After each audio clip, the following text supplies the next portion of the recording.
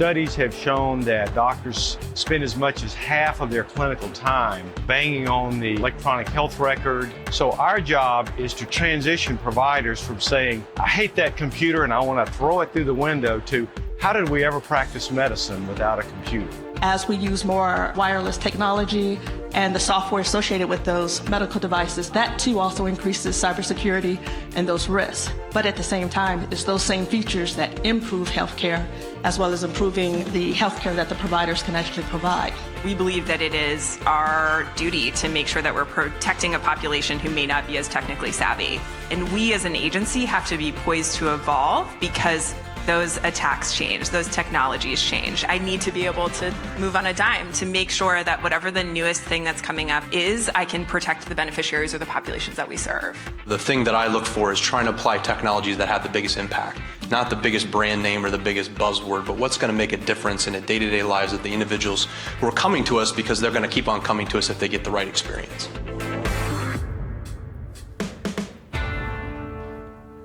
All right. Well, thank you very much for everyone for joining us here today. We're really excited for our Health IT CXO Tech Forum. I've got a great list of speakers today and a beautiful morning. My name is Michael Hoffman. I'm the president of Government CIO Media and Research. For those new to Government CIO Media Research, we're the thought leader in online destination for thought leadership and research when it comes to government IT. We have a great team. Hopefully you got to meet a lot of them this morning during the networking period. Our researchers, staff writers, and experts throughout the area are constantly collecting best practices and research on a lot of the management landscape and a lot of the advancing technologies that we're going to talk about today. So let's start to get into that area there. So like I said, we're really excited about the speakers. We've got agencies such as HHS, ONC, Veterans Affairs, folks from Johns Hopkins as well. So we're going to get into a lot of the advancing technologies, some of the different areas such as the opioid epidemic, precision medicine. We're going to kick off here with a little bit on the new rules when it comes to patient access to health records. So like I said, we have a great agenda for you here today. We're live streaming today, so hello to everybody who's watching online. As well, we want everybody here and who's watching online to be part of the discussion. So you can be a part of that discussion by on social media using hashtag CXO Tech Forum. So please use that throughout the time. We have Wi-Fi here as well. The information for that is back here.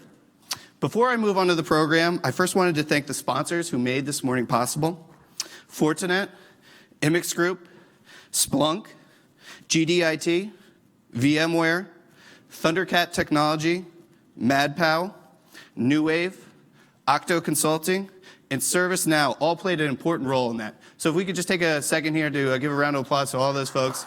It would be impossible to do these without those individuals. We'll have time during the networking breaks in the middle and after to learn more about what they're doing. They are lined against the walls here. So make sure you take a chance there. I'd also like to highlight our charity partner for this morning's event. April is World Autism Month, so portions of the proceeds from today will be going to Autism Speaks. World Autism Month is an annual opportunity to increase understanding and acceptance of autism spectrum disorder and the individuals and families it touches. So it was really important for us to really play a role there and bring more acceptance there. So without further ado, I'd like to kick off with our first session, our Fireside chat focusing on improving patient access to data. HHS proposed new rules to increase interoperability of electronic health records. And we're lucky enough this morning to have two of the leaders of that effort with ONC, Office of National Coordinator for Health and Human Services, to join us today. I promise we're going to limit the abbreviations today as much as possible. I know they can become plentiful here at some of these government events, but we will limit them. So without further ado, I'd like to invite Stephen Posnack. He's the Executive Director for ONC's Office of Technology to the stage, as well as Elise Sweeney-Anthony. She is the Executive Director for ONC's Office of Policy. All right. Perfect. All right. So as I mentioned, the patient records and access to it, a major milestone in that area occurred in February with the announcement of the new rules. So we wanted to make sure and kick off our event today to talk about the importance there from a health IT perspective and talk a little bit about it. So let's get right into it. Let's talk a little bit. It almost seems like an obvious concept that if you're a patient, you would have access to your health records as much as possible, be able to move it from provider to provider and see it.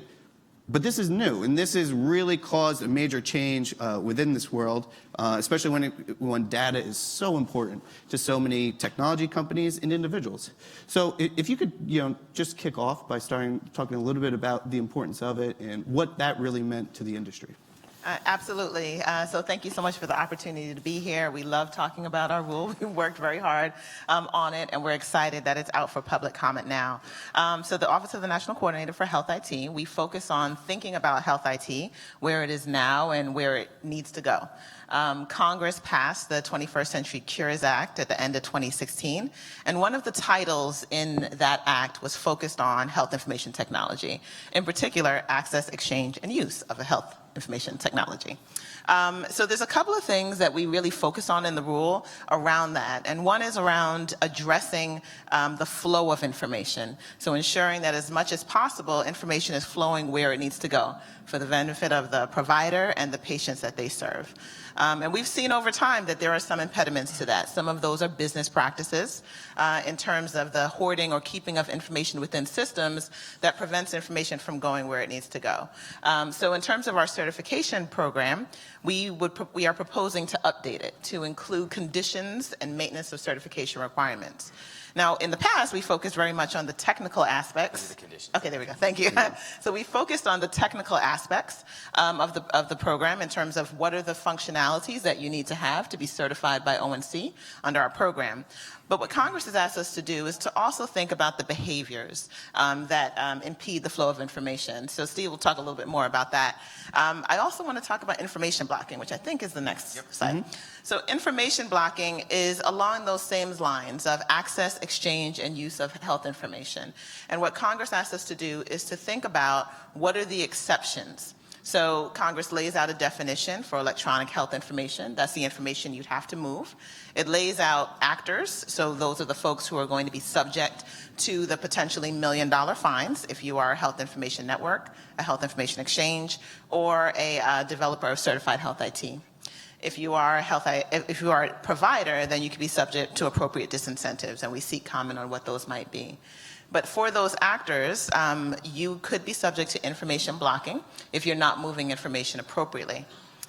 But there may be situations where you not moving information makes sense as well. Now, while we want those situations to be narrow, and Congress has asked us to lay out specific exceptions for where you are reasonably and necessarily not sharing information, those are around things like privacy, security, preventing harm. There's a few that relate to charging fees. So there are situations where you should be able to charge fees to support innovation, but at the same time, not using those fees as a means to deter or a veil for not sharing information. We'll talk more about that, I'm sure. Mm-hmm. And then reasonable and non-discriminatory terms in terms of licensing of information. And then the daily upkeep in terms of if a system goes down, should you be considered an information blocker? Now, all of the exceptions we've laid out are really focused on a case-by-case analysis. But across the rule, whether it's information blocking or it's the conditions and maintenance of certification or provisions that we have in there to support patient access, our focus is really on supporting the effective and secure flow of electronic health information. And that's the undercurrent I think you see across the rule. Okay, great. Steve, how about from a, where you sit in the IT section? I mean, like I was saying, data is so important right now. What does this mean for the larger industry right now in terms of this, with this new rule? Yeah, absolutely. So as Elise mentioned, and I'll do a kind of quick recap of how we got to where we are today. We've been working on something that is related to incenting the industry to adopt electronic health records, as the video showed in the beginning, as well as making sure patients can get access to their data in electronic means. Many of you may be familiar with the HITECH Act, which was passed as part of the Recovery Act in 2009. That's where the large incentives were made available for electronic health record adoption. I'm trying to not use any of the acronyms that we currently use. So, that led to significant increases in EHR adoption. over 90% of hospitals now have electronic health record systems. I think in the ambulatory space, it's greater than 75, 80% at this rate. So it's very successful from an adoption perspective. In 2012, we first included rules that incented the availability of what would be called in lay terms patient portals.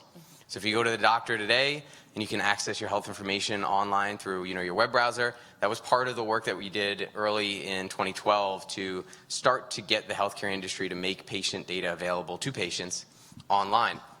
Now all of us have a lot of portals. And that gets to the technology area where often healthcare has a technique to do things unique to healthcare. And we are looking to other industries, 21st century, as the CXO notes, technology implementations. And so part of the law includes a reference that health IT developers now need to make application programming interfaces, APIs, that are pretty prevalent in all other industries for software interactions available as part of one of their legal requirements. And that's one of the things that the new regulations that we've proposed touch on. So there's a law that actually says APIs in it. If you're a technologist, it's kind of remarkable. And our work today is to make sure that the guardrails and guidelines around the access and exchange and use of health information through those APIs is done appropriately, securely, via standards-based APIs, and the statute references that they can be used without special effort. So in other industries, that usually happens in a commercial kind of competitive setting. By virtue of the statute, we have this new, unique, specific requirement to make APIs available that can be used without special effort. So a lot of our proposals tackle what that takes. The point in case that we often reference in terms of innovation and competition is for those of you that have iPhones, you may have noticed in the past year or so that Apple has a health records app. That uses the standards work that we've done through industry, standards organization called Health Level 7, uses another standard called FHIR, which HL7 helps to FHIR, sorry, new acronym for some of you maybe. And that's the opportunity for API-based data exchange in a healthcare context. And so a lot of that is now rolling out into the industry, but there's much more work to be done. So a big reason we wanted to introduce this rule and invite, I should say, the Office of National Coordinator here is you guys go across, there's so many healthcare agencies now, and this is such an important rule for all of them. Could you talk a little bit about, maybe the challenge that comes along with that? We have a lot of different agencies represented today. What's the importance of being able to do that across each one and being on the same page there? Yeah, so I would refer to it more as an opportunity. It's a great opportunity for us to think about interoperability across the federal sphere. In our title, we have coordinator, Office of the National Coordinator for Health IT, and we take that responsibility very seriously. We work across all federal agencies, whether it's CMS or HRSA or CDC. There's many situations where we try to coordinate and serve the needs of the agency as well. Under one of our previous federal advisory committees, we worked with CDC to identify the appropriate pregnancy standards, which were critical, in terms of Zika and providers being able to address Zika. With CDC, we work with them, with CMS, we work with them hand in hand on their programs like Promoting Interoperability Program, or some of their work with CMMI, right, their innovation models, thinking about how health IT can support their needs and how to ensure that there's interoperability associated with that. So as Steve mentioned, with some of the work with Apple being able to connect patients to their health information, we worked with CMS back in 2015 in terms of thinking through APIs. And at that time, it was more of a functional level. Now what we're proposing in our rule is the actual standard, the FHIR standard. But at the time, we proposed a functional kind of box in terms of if your API does these things, then you can be certified. CMS also had in their rule a complementary provision that affected the behavior of providers, which is now coming into fruition. So if there's any providers here, you're aware of that in terms of this being the first year. But from the CMS side, they looked at the providers and providers providing the opportunity for patients to access their information through API. It used to be view, download, transmit. Now it's view, download, transmit, and API. So those types of innovations and developments over time can't happen just through ONC. So I think we're very privileged to be able to work with so many federal partners who believe and support interoperability. Okay. Steve, you mentioned how Apple has really taken to this, and you guys worked together with that. We have a lot of members of the industry here as well. What's the importance of having being able to translate that and having your team be able to work with companies like Apple and some of the other ones out here that are with us today? Yeah, it's absolutely essential for us to keep fresh in terms of what's going on from a technology perspective. Our office is really at the cross-section, as Elise was just giving you a flavor of the many federal agencies and missions that we intersect with from a health IT perspective. I try not to use cliches too early in the morning, but it's about the data. And in health IT now, you really can't do anything meaningful and impactful without data. And a lot of the work that we do now is figuring out how to translate the data that's accessible to healthcare providers, population analytics companies, patients, and translating that into impact. And so as we work with innovative companies that are trying to get access or enable access to data, that's a lot of the feedback. And some of the other roles that we do is your federal civil servants here. The superpowers that we have are to work within other federal agencies and translate some of the different mission and activities that they're working on into the health IT space or vice versa. So when we work with, say, for instance, the HHS Office for Civil Rights, so for those of you that are familiar with HIPAA, there are a lot of intersecting privacy and security related aspects with respect to health data, new technologies, HIPAA privacy and security misunderstandings. And so that's a lot of behind the scenes work that we do to help clear out some of the misunderstandings from a federal policy and health IT perspective. Well, one of the reasons we chose to have, start this panel, have this kick off the morning, was we really feel like it really has a lot of impact on the next three panels that we're going to have later today, whether it be precision medicine, the different programs that are tackling the opioid epidemic, and then digital services for veterans healthcare. It's really interesting. You talk about data, and that's a theme that keeps happening over and over. What has been the reaction to the rule so far? So this was announced in February, got quite a bit of attention at HIMSS when this was first rolled out. What is the reaction that you've gotten so far from both the government agencies as well as the industry? Well, I can start. I think, first I'll do my public service announcement to please comment on the rule. So the comments are due May 3rd.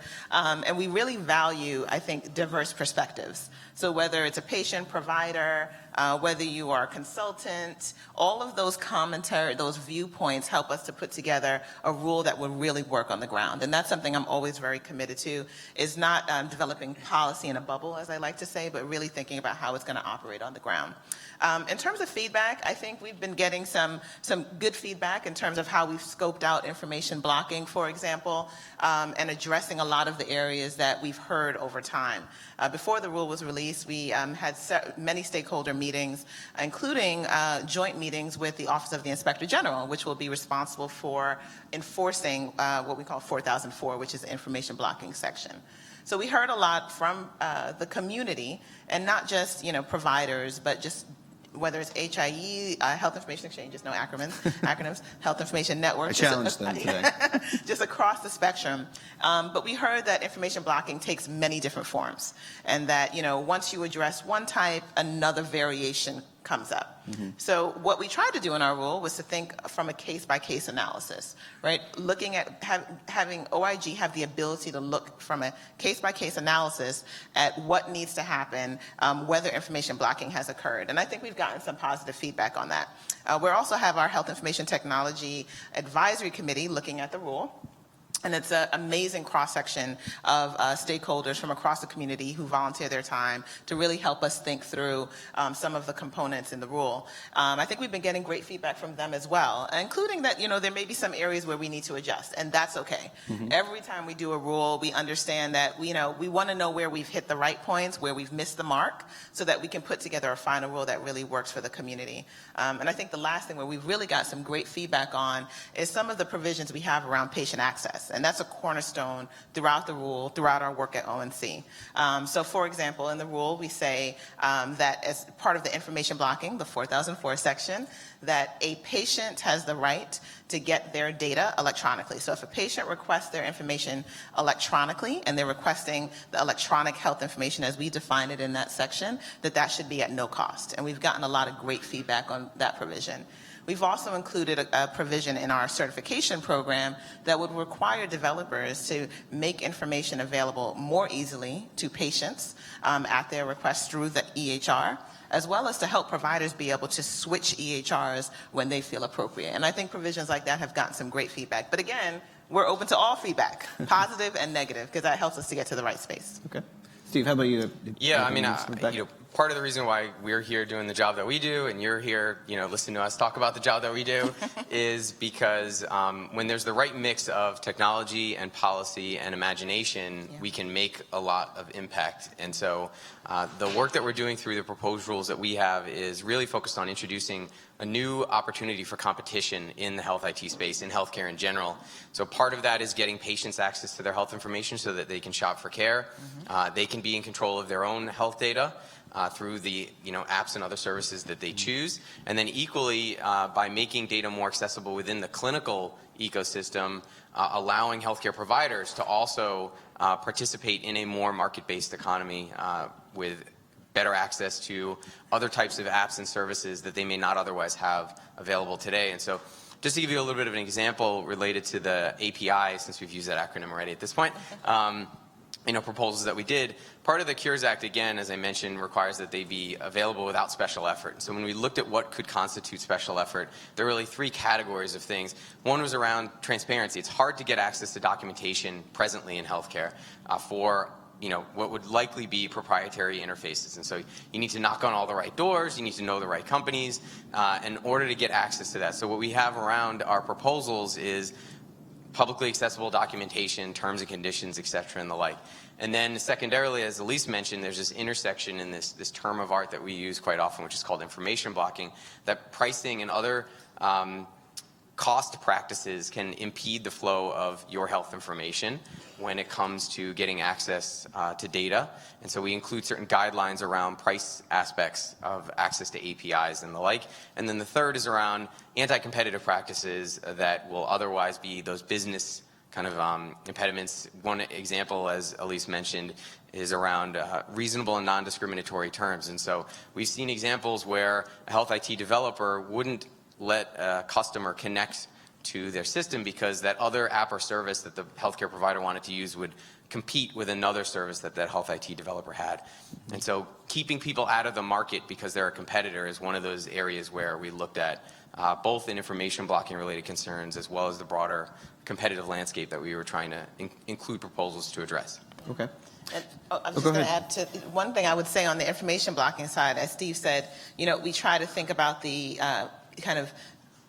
the importance of information moving not blocking information because of competitive reasons, right? So in the information blocking section, which I'm sure everyone's going to read, you'll see words like objective, verifiable, reasonable, non-discriminatory, words that allow for there to be kind of increased flow of information, not based upon whether, if I'm a hospital, whether you have privileges at my facility, right? We want to make sure the information flows where the patient needs it in a secure way, and that's really the underpinning of the information blocking section as well. Okay.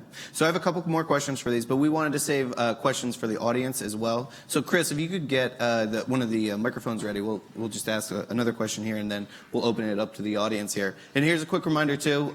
Again, I'll emphasize the hashtag CXO Tech Forum. We want to really encourage that conversation throughout the morning today. So you kind of mentioned the fact that this is going to mature. This is going to evolve, just like any rules. I mean, technology is changing so fast. It's going to really be the pressure there to make sure that the rules fix with it. So how do you guys expect the rollout to go forward with this? And then again, how are the plans to adapt to keep up with the pace of technology?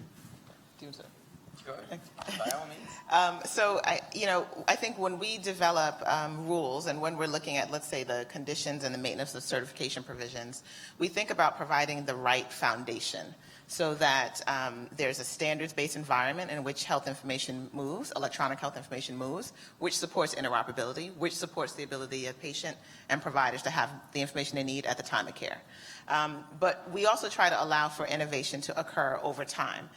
So even as we think about identification of standards, we have a new provision in the rule that focuses on standards updates, and I won't steal Steve's thunder on that, but that's one way that we try to address kind of the coming times. The other thing that we do in the rule for many of the provisions, things like real-world testing, the API provisions that we would be requiring developers to have, those would be coming into place over time. So once the rule is finalized, right, then there's an effective date for when the rule takes place. And we make sure that there's 2 years time is what we have proposed, but folks can comment, 2 years time to allow for developers to develop the technology that they would need and then ultimately roll it down to the providers who would actually use it. So allowing that time span for folks to understand what they're being required to do, implement it, and then roll it out is critical. So we try to account for that within the rule. And then over time, we look forward to hearing how standards innovate, develop more over time, and we would consider that on an ongoing basis. Okay. Yeah, Elise highlighted what I like to call the regulator's dilemma.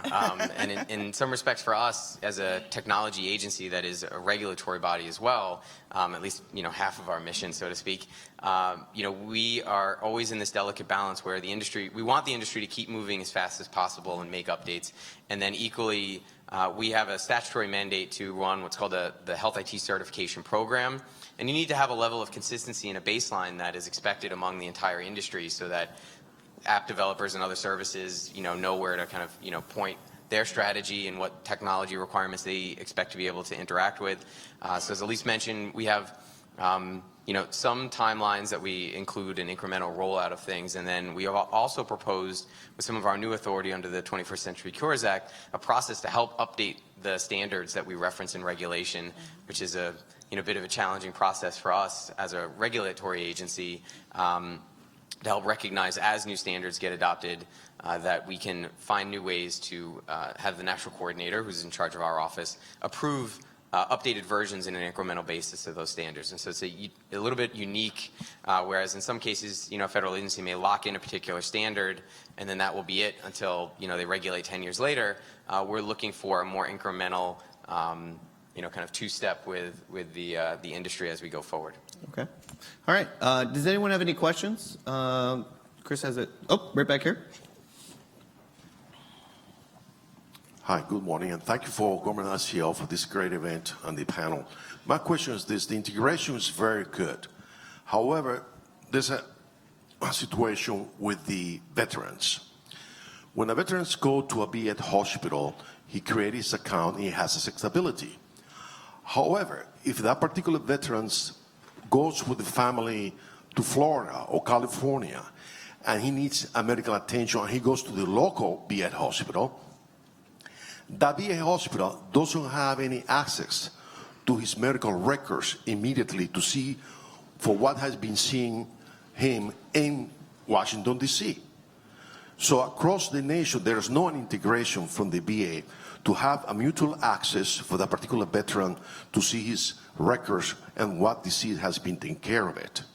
For instance, even here in D.C., if the individual goes to Bethesda Hospital, Bethesda Hospital doesn't have, Walter Reed Hospital doesn't have any access to the VA hospital of his medical records.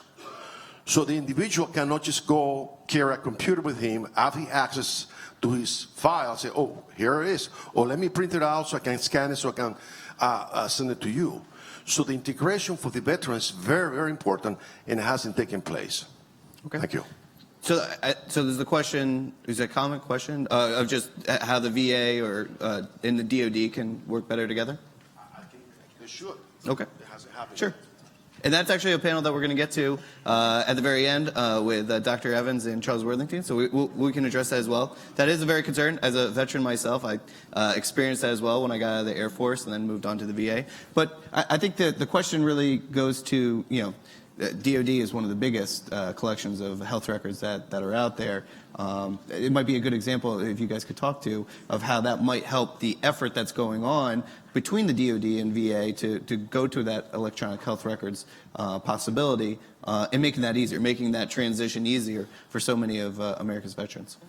Yeah, I mean, certainly the case that he highlights is something that's not unique to VA. right? That's the experience that a lot of Americans have today with respect to their healthcare system experience. And I like to, being relatively healthy, I live the healthcare ecosystem through my kids. And I have that just when I go to the pediatrician versus the urgent care, which happens quite frequently. Especially with this extended flu season, right? So, being able to, one area that we are trying to address this with, and I know VA is as well, is making sure that we all have the data that we think is important for ourselves and our family in our own control, so that we can be the ones that can share that information if it's not accessible to our clinicians. Equally part of our mission, and the dirty work that I do every day in the office, is making sure the underlying interoperability requirements are in place so that when it comes to, from the technical perspective, the systems are able to exchange data, be it VA to, DOD, VA to other VA, VA to the other, external party, partners that they may have in exchanging health information. There's often the ATM gets referenced, in terms of why healthcare can't just exchange data, as quickly as we can get, money out of any ATM from a different bank. Healthcare is much more complicated, just in terms of the amount of information that's relevant to your clinical care, what needs to be protected at different levels in some cases based on federal statute that certain federal agencies have to deal with, equally state law, and so there's a lot of other distinguishing characteristics. But point very well made in terms of this is the current state that we live in today and why we're really passionate about trying to change that. Absolutely. All right, any other questions? Nope, right there to the right, Chris? Or Tony? Yep. Perfect.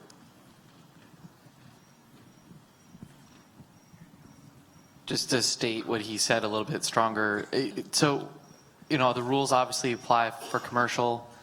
Will those same rules be applicable across the federal space, and how? So I'm thinking back to like meaningful use, for instance, was a great push forward from ONC, and it never really was adopted within VA, for instance. So how will these rules apply to VA directly? So I think, we across the field, we always work with our federal partners to identify and to address access exchange and use of electronic health information. So I think it depends on kind of what aspect of the program. There's one aspect that's related to certified health IT developers, and then in some cases, where it's a health care provider under the information blocking section. For example, Indian Health Service is one of the entities that are captured. So we always work across our federal agencies to identify what opportunities there are for us to work together to make sure that information blocking is not happening, to support the flow of electronic health information. And I know that that's something that we're going to continue to do as we move forward.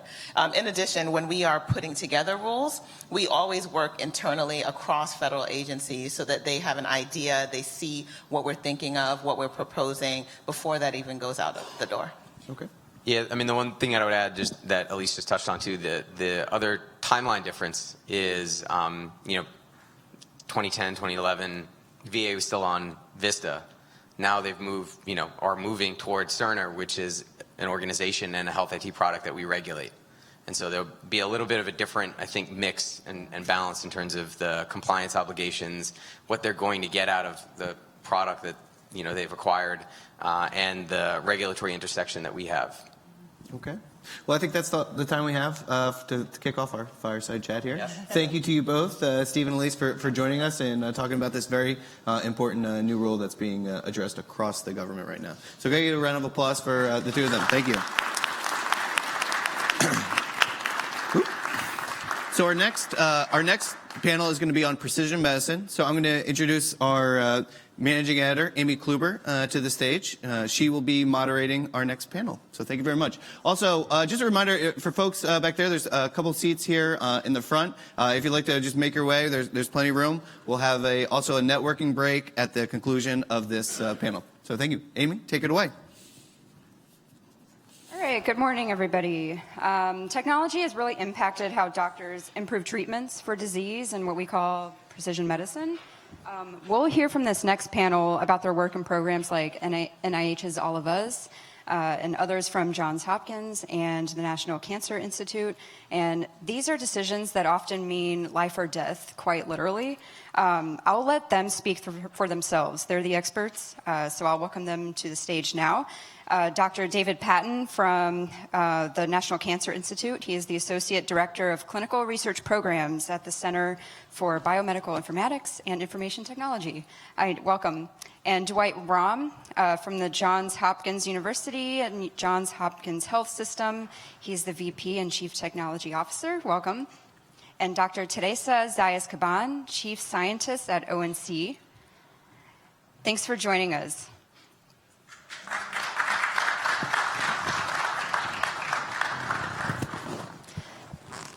All right. I'd like to start just by you guys introducing yourselves and kind of what your role is at your respective organizations and what you do. Very good. I am the director of the Precision Medicine Analysis and Coordination Center at the NCI. And basically what the center does, it provides everything from bioinformatics to data science to clinical management of patients through IT. Great. So I'm also in IT. I'm the Chief Technology Officer for Johns Hopkins University and Health System. And in that capacity, I run all the infrastructure and systems that support the research mission as well as the clinical delivery mission. I'm also the Executive Director of our Technology Innovation Center, which does inside out and outside in types of innovations. And we really are trying to change the world in terms of healthcare through our precision medicine efforts. So we'll be talking about that more today. So I'm Chief Scientist at ONC. I run experiments on ONC staff without their knowledge. Actually, my division focuses on how to leverage the health IT investment and health IT infrastructure across the U.S. in support of biomedical and health services research. So while we don't fund research projects per se, we do fund projects that advance the research agenda. So what is the importance of IT in support of something like precision medicine? And I'm sure with each of your respective organizations, that probably means something a little bit different for each of you. So we'll start with you. Sure. I think that as we've grown at the NCI in precision oncology, we see the need for scaling IT and having that elasticity. So we've moved from a model where we had on-prem computing to now moving all of our compute and storage into the Amazon cloud. And this is critically important as you're trying to sift through terabytes of data in real time. So that's been critical for us, as well as having DevOps pipelines in the cloud where we can make adaptive changes in real time.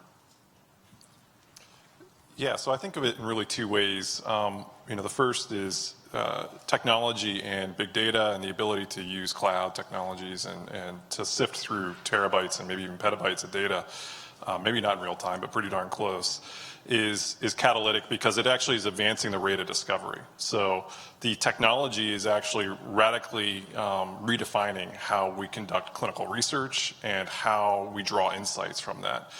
But then there's a second dimension, and that is really more of the classic IT and technology question of how do you take what you've learned and ensure that it reaches all those who can actually benefit. And that's as much of a human factors and change management question as it is a pure technology play. So technology in traditional IT has a major role in taking what has been learned in the laboratory, the data science laboratory, and actually scaling it out to all those who can benefit, whether it's direct to patients or through providers or even through payer systems. So health IT is foundational to precision medicine. We're talking about a need for a wide array of data and thinking of new ways of storing, accessing, and analyzing the data. Portable electronic health information is going to be critical for us to be able to share with patients, providers, and researchers to advance precision medicine. And I know my colleague Steve Posnack alluded to, it's all about the data. The data are critical to build knowledge, and it really is about that evidence base and the knowledge base that we need to deliver precision medicine care. So speaking of data, especially playing off of what we heard in the earlier panel, how are you taking advantage of data, and what are your current challenges in terms of managing all that data and interpreting it as far as implementing algorithms or something like that? Sure, absolutely. As I think Ram and I both agree, the number one challenge is finding the right expertise. There just aren't enough bioinformaticists and data scientists to go around. So I think this is a huge area where we need to increase the number of students going into those programs. In terms of algorithms, we do with the programs I work on, which is one of which is NCI Match, which is a precision medicine clinical trial open at 1,100 sites. And those sites are primarily community centers with not necessarily the centers that have extensive backgrounds like Johns Hopkins with a precision medicine center. So they're really relying on us as a program to provide them the right treatment assignment based on the level of evidence, based on the patient's clinical and molecular profiling, what's best for this patient. And we assign treatment based on algorithms. So.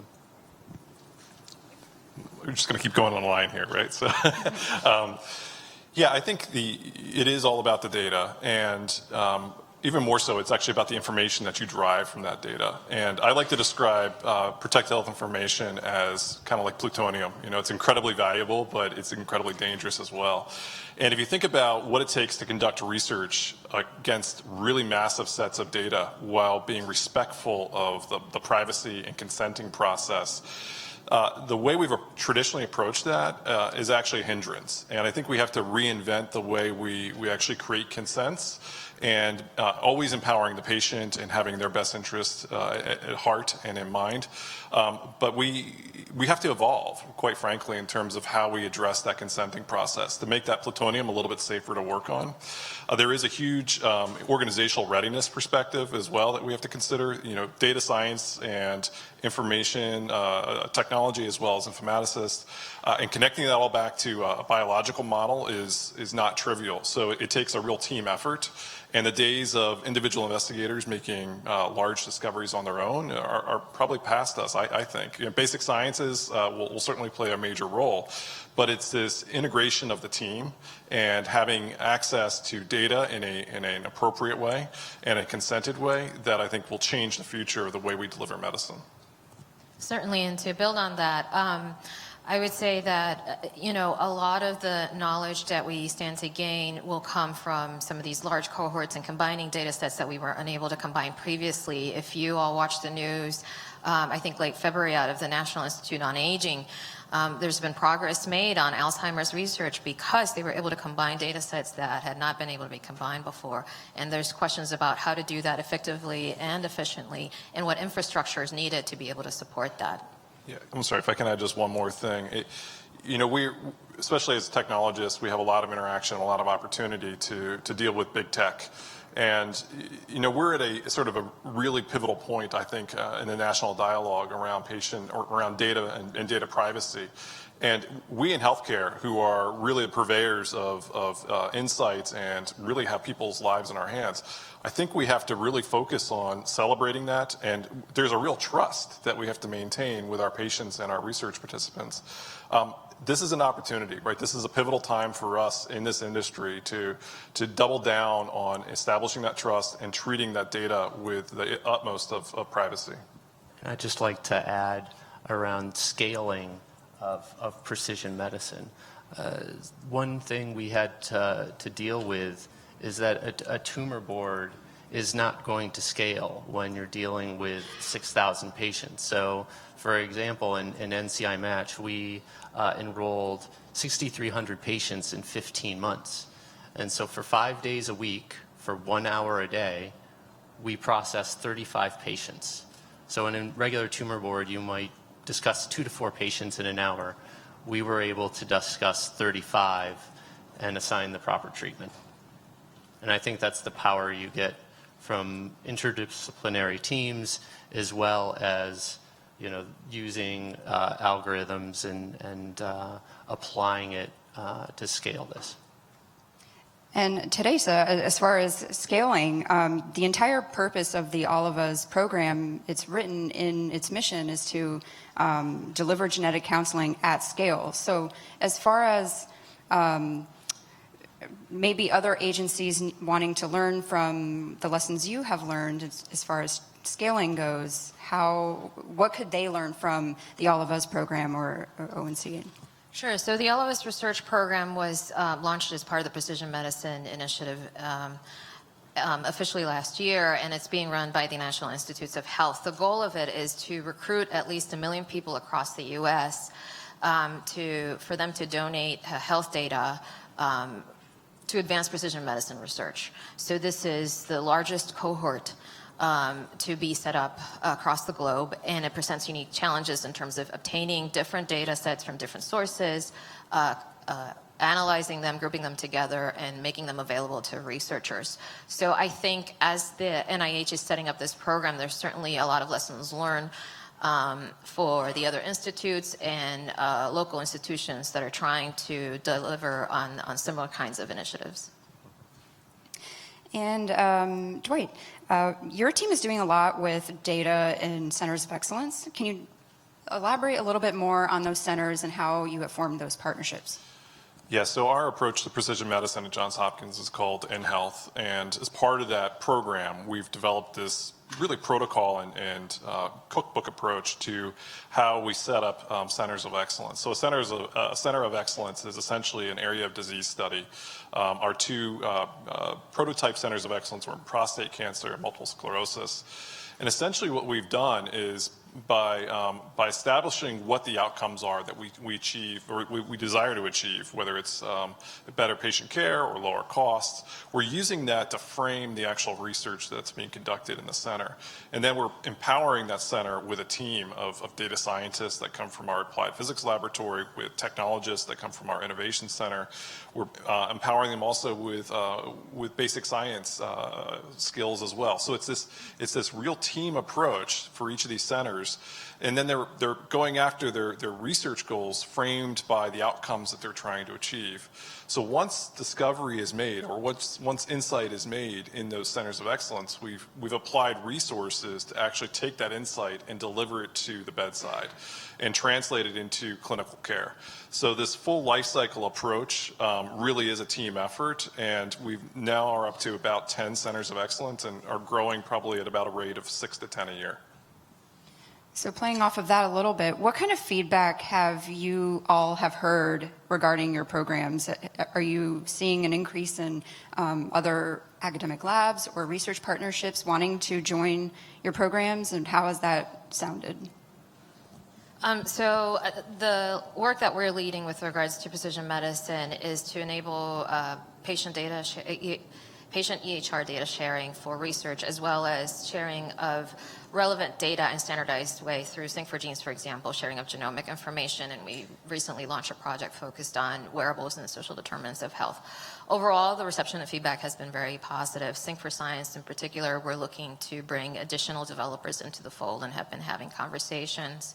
Sync4Genes has been groundbreaking in some of the work that they're doing, and just last week at the AMIA Informatics Summit, a lot of people were talking about the work and how it's advancing genomic information sharing, and just yesterday I was talking with colleagues at NIH who are very much interested in this work. So overall, it's been positive feedback. Yeah, I would totally agree, and we've had a lot of connection. Obviously, Johns Hopkins is a world-known brand and a known leader in healthcare and research.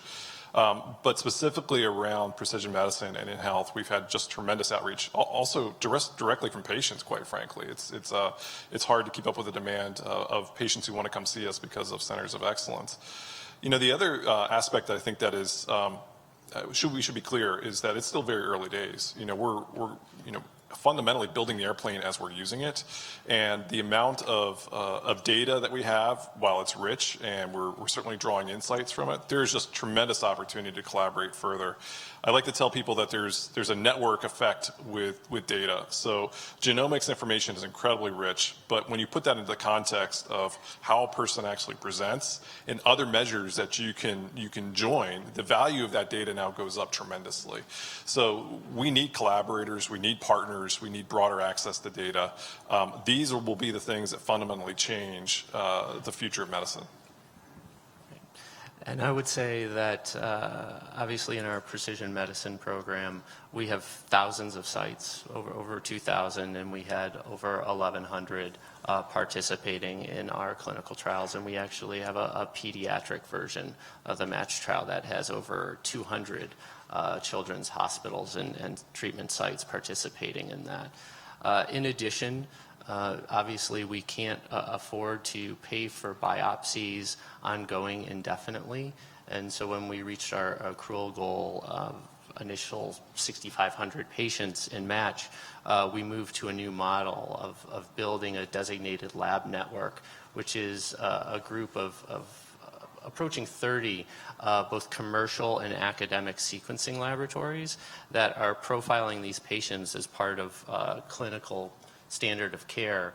And when they identify a patient with a mutation or a combination of mutations that makes them eligible for one of our studies, they refer them to the study. And this is, for the adult population, this is currently our primary method for enrolling patients right now. And obviously the funding or coverage determination by CMS is a huge component of this, and we hope that this will allow us to sustain this model. And if I could add, I know we're talking a lot about the discovery and the science aspect of it, and data and health IT and infrastructure are critical to that. But, and this, I'm sure this is relevant at Hopkins, but to not lose sight that we're also talking about new ways of delivering care. So while we're working on building the evidence base to deliver precision medicine, it's not too soon to start thinking about how that actually gets integrated into practice. Yeah, I'll double down on that too. There is a real change management aspect of how providers practice care that it is huge, and it is in many ways that is a major friction point for the adoption of these tools. You have to be able to trust the analytic or the algorithm that's being applied, and the way we are transparent or not transparent could directly impact adoption. And this is obviously an iterative thing. It's going to require a change in culture as these things are adopted. And I will say, from my personal experience, 5 years ago, there was quite a bit of concern about using algorithm to drive treatment. But after 5 years and 6,300 patients where there was not a single misassignment, they've grown more comfortable with it. And obviously, what we've learned in these first studies, the next generation of PMI studies are going to be even more complex and require even more complex algorithms. So we talk about trust, and we talk about that. As far as from the previous panel, we heard from the policy side. How has your research been informing policy, or how is policy affecting the way you're conducting your research and your partnerships with the research centers? So the policy efforts that ONC and the technical efforts that ONC are advancing are critical to be able to enable precision medicine. So for us, it's been a true collaboration within the office, and it just makes it that much easier for us to also coordinate with NIH and FDA and others. Yeah, I'll completely agree with that. I actually applaud all the efforts to open up the market. As a technologist, I've just seen so many opportunities go by that we can't really pursue because of totally arbitrary reasons. So the ability to unlock patients, empower patients to share their data, I think is transformational. It's still early days there as well, and there's a long way to go. And I think there will be a lot of fights along the way as well. But I'm actually very optimistic about the future. Yes, I'd like to echo that. The new rules as being applied to patient ownership of their data and more portability of that data, I think is really going to have a huge impact in precision medicine in the future, where patients can directly provide their data to research programs. And I would also echo that the FDA has been very supportive of these precision medicine approaches. Yeah, and I also do think there is an education gap among patients. I mean, if you just look at the use of big data right now in a commercial context, I think many users just don't really understand what's going on and just how much is maybe being misused if they really knew. And that's where I was referencing earlier that I think we're at a pivotal point when it comes to healthcare and empowering patients, but it's also about educating those patients with what that data actually means and ensuring that they maintain control of it forever. I wanted to pause really quick to see if we had any audience questions. Yes. Mike is coming. So you're talking about, more and more data. You're collecting more and more data, and you're sharing more and more data different places. How are you seeing the security around that evolve as technologists? Obviously, you need to keep that information secure. You need to have the whole thing with the cybersecurity. You need to try to prevent against ransomware so that that data isn't held hostage. How have you seen that evolve, and how can industry help you to continue to evolve what you need to do as far as the security of that data? I say from the government perspective, we obviously have very stringent rules about patient data security. Our systems are at a FISMA moderate level, and they've all been components of our cloud platform have all been certified through FedRAMP. So we take the utmost care with our security. It's actually our number one priority. And we certainly don't take it for granted that patients and their physicians are trusting us with this data. And I would probably say, and some might argue with me, that our platform is probably the most secure, maybe in all of NIH. Any other questions? Up to you. Go ahead. Okay. Yeah, so I think security is, it's never perfect, right? You're always sort of obtaining or striving to achieve the perfection, but you'll never really ever obtain it.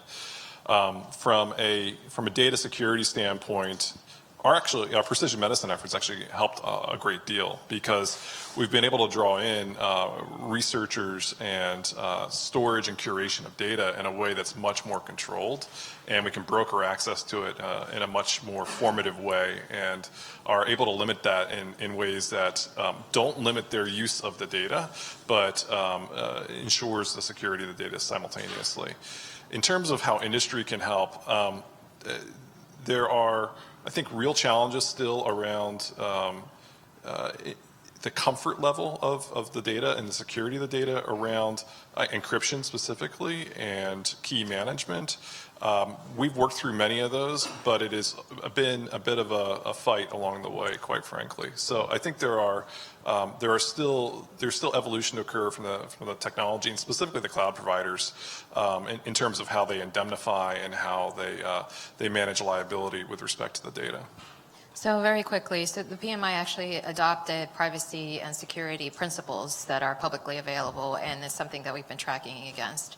And I also wanted to mention a couple of resources, because the API that was developed for Sync for Science, there was some privacy and security testing that was done. We have a report on that I think will be really relevant as we move towards an API ecosystem. We also have an implementation guide on privacy and security around precision medicine programs. So for those who are looking to set up programs, it would be a great resource. And in terms of conveying privacy information, particularly to consumers, we do have a model privacy notice on the ONC website. That's a great resource. Question? Please, thank you for the opportunity. Since the crowd you're talking to is mainly industry, let's be honest, how do you see the partnerships going forward for things like predictive use of the data that you're collecting. Things like how do we figure out A1C uptake a year in advance, or even cancer trials, things like that a year in advance. How would you like to see industry partnering with you in the future? Thank you. Yeah, I'll take a shot at that. So Hopkins is very much rooted in the science of the discovery. And what we've been approached with many times by industry is we've got this really slick data science technique and it shows us something. And you ask them, okay, well, how does the biology work behind that? Or have you published it? Have you been peer reviewed? Has there been real scientific rigor going into how that algorithm actually works? And invariably, the answer is somewhat naive and uninformed. And I think in terms of how industry can partner with us, it truly is a partnership. We need this combinatorial value of technologists and data scientists, but it has to be complemented by the wise clinician, the informed and brilliant research scientist. And it's only through that joint effort can we come up with what should be used as a tool to actually provide care. Before any just data science tools delivered out there, it really has to go through a rigorous evaluation. Absolutely. When you're dealing with patient treatment, you always have to have a certain level of evidence when you're assigning that. And for us, there has to be at least some preclinical data that shows that a drug might be active in a condition. But we do, in real time, I'm also responsible for what we call a novel alteration program, or a novel actionable alteration program, where these designated labs can refer mutations or molecular findings to us, and we'll assess whether we think that's actionable based on the evidence. Some of that uses algorithms to assess pathogenicity, but we also look at the data that's out there using techniques like NLP to assess what's been published for that finding.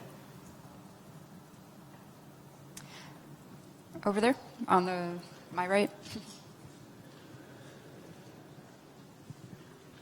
First of all, thank you for the work you're doing. It's fascinating. My question is really on the preventive side, considering that the most pervasive and expensive conditions are lifestyle related, and genetic expression and input equals output, lifestyle affects what happens to us. Can you explain? It sounds like you're doing stuff around social determinants of health. What are you considering on the preventive side of things?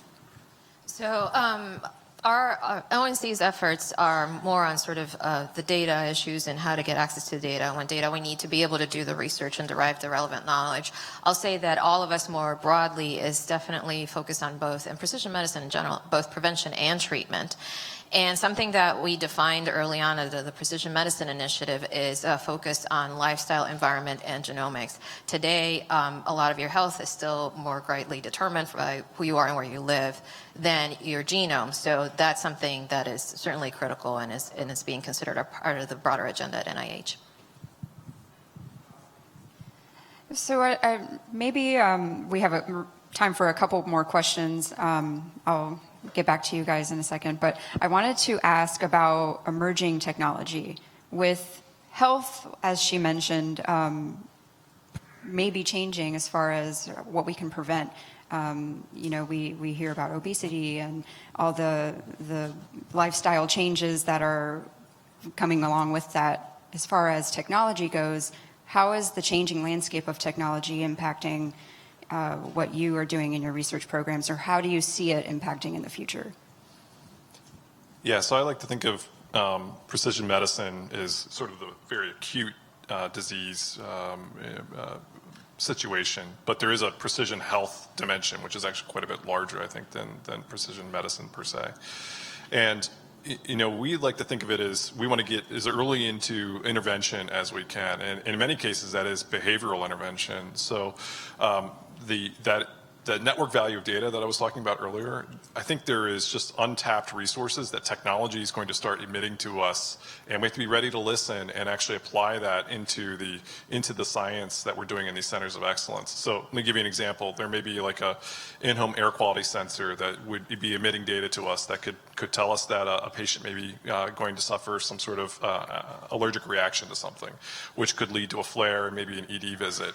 These early warning types of signals could actually, become indicators that could drive earlier intervention, so that we're actually dealing with the health of the individual before they become acutely sick and actually experiencing an ED visit or an actual inpatient episode. So we do have some initiatives in technology, both as part of the Moonshot as well as our small business research initiatives, where we look at mobile health and how it can impact precision medicine. This is not something that I work on a daily basis, but it is something that the NCI is working on. So as I alluded to earlier, there's certainly interest in obtaining data from sensors and wearables and trying to determine what data are clinically meaningful, how to generate evidence from those and integrate that into care. So that's something we're looking at. We just add one more thing. I keep coming back to big tech and how they're using big data to sell us more effectively and market to us. There actually are really good models out there for driving behavioral change. Why don't we use those to actually improve people's health? We should be very transparent about it, but there are models out there that we should probably be exploring. Once we know what we want to achieve and the interventions that we want to drive, let's exploit that capability, obviously with the full knowledge of the patient. One more question? Right behind Mike. So in regards to electronic health records, is there any work being done in terms of like machine learning, deep learning models, and is there any issues you see with deploying those models and with scalability? I mean, there's a lot of interest in developing those models in healthcare broadly, and some progress has been made, particularly with imaging. What the increased digitization of the U.S. healthcare system has afforded us is to have larger quantities of electronic health data needed to test those models. And we actually funded a study that looked at the opportunities for doing so, but then made some recommendations around the need to really validate these models and make sure that they're transparent before actually deploying them. Yeah, specifically to answer your question also around the scaling question. A lot of the models that we have run asynchronously, so you can kind of run them offline on a copy, and then when you get the results, you can incorporate it. But for those things that are more real time, the models sometimes are many thousands, maybe tens of thousands of variables, and they generally want to start off with give me a copy of the EHR in real time. That's really hard to do when you're serving a large enterprise. So there are some technology limitations there that I don't think we've fully solved yet, and I'm confident that we will. And the algorithms will become more efficient and a little bit narrower, but that is a real technology issue that still exists. I'd also agree that imaging is where the vast majority of the progress is being made here, both in radiomics and anatomical imaging, but also in terms of radiation therapy and pathology imaging now as well is coming into play. Well, thank you, everybody. I think that's all the time we have. And thank you so much to our panelists for speaking on this important topic. And I feel very inferior right now to you guys. So please ask them questions after we're going into a break. They'll hang around for a little bit, I think. And thank you so much. I'll hand it back to Mike. Well, thank you very much. So as Amy was saying, we are going to go into a 10-minute networking break. I had a couple quick announcements before we do that. One, very important for the networking break, the bathrooms are right around the corner here. Two, the second half of our programming is going to feature the opioid epidemic as well as the Veterans Digital Service. And then as part of that, as you'll notice, the sun is going to get kind of intense. So we're going to try to keep it blocked as much with the shades as possible. But we have a new thing for this CXO Tech Forum. We have sunglasses provided back by the coffee. I'd encourage you to pick a few of them up. We're going to do our best to keep the glare down to a minimum, but take a look at those as well. One last thing, the Wi-Fi password, I meant to share it in the beginning. It's Be Our Guest, all one word. So thank you very much, and look forward to seeing you guys back here in 10 minutes. Thank you.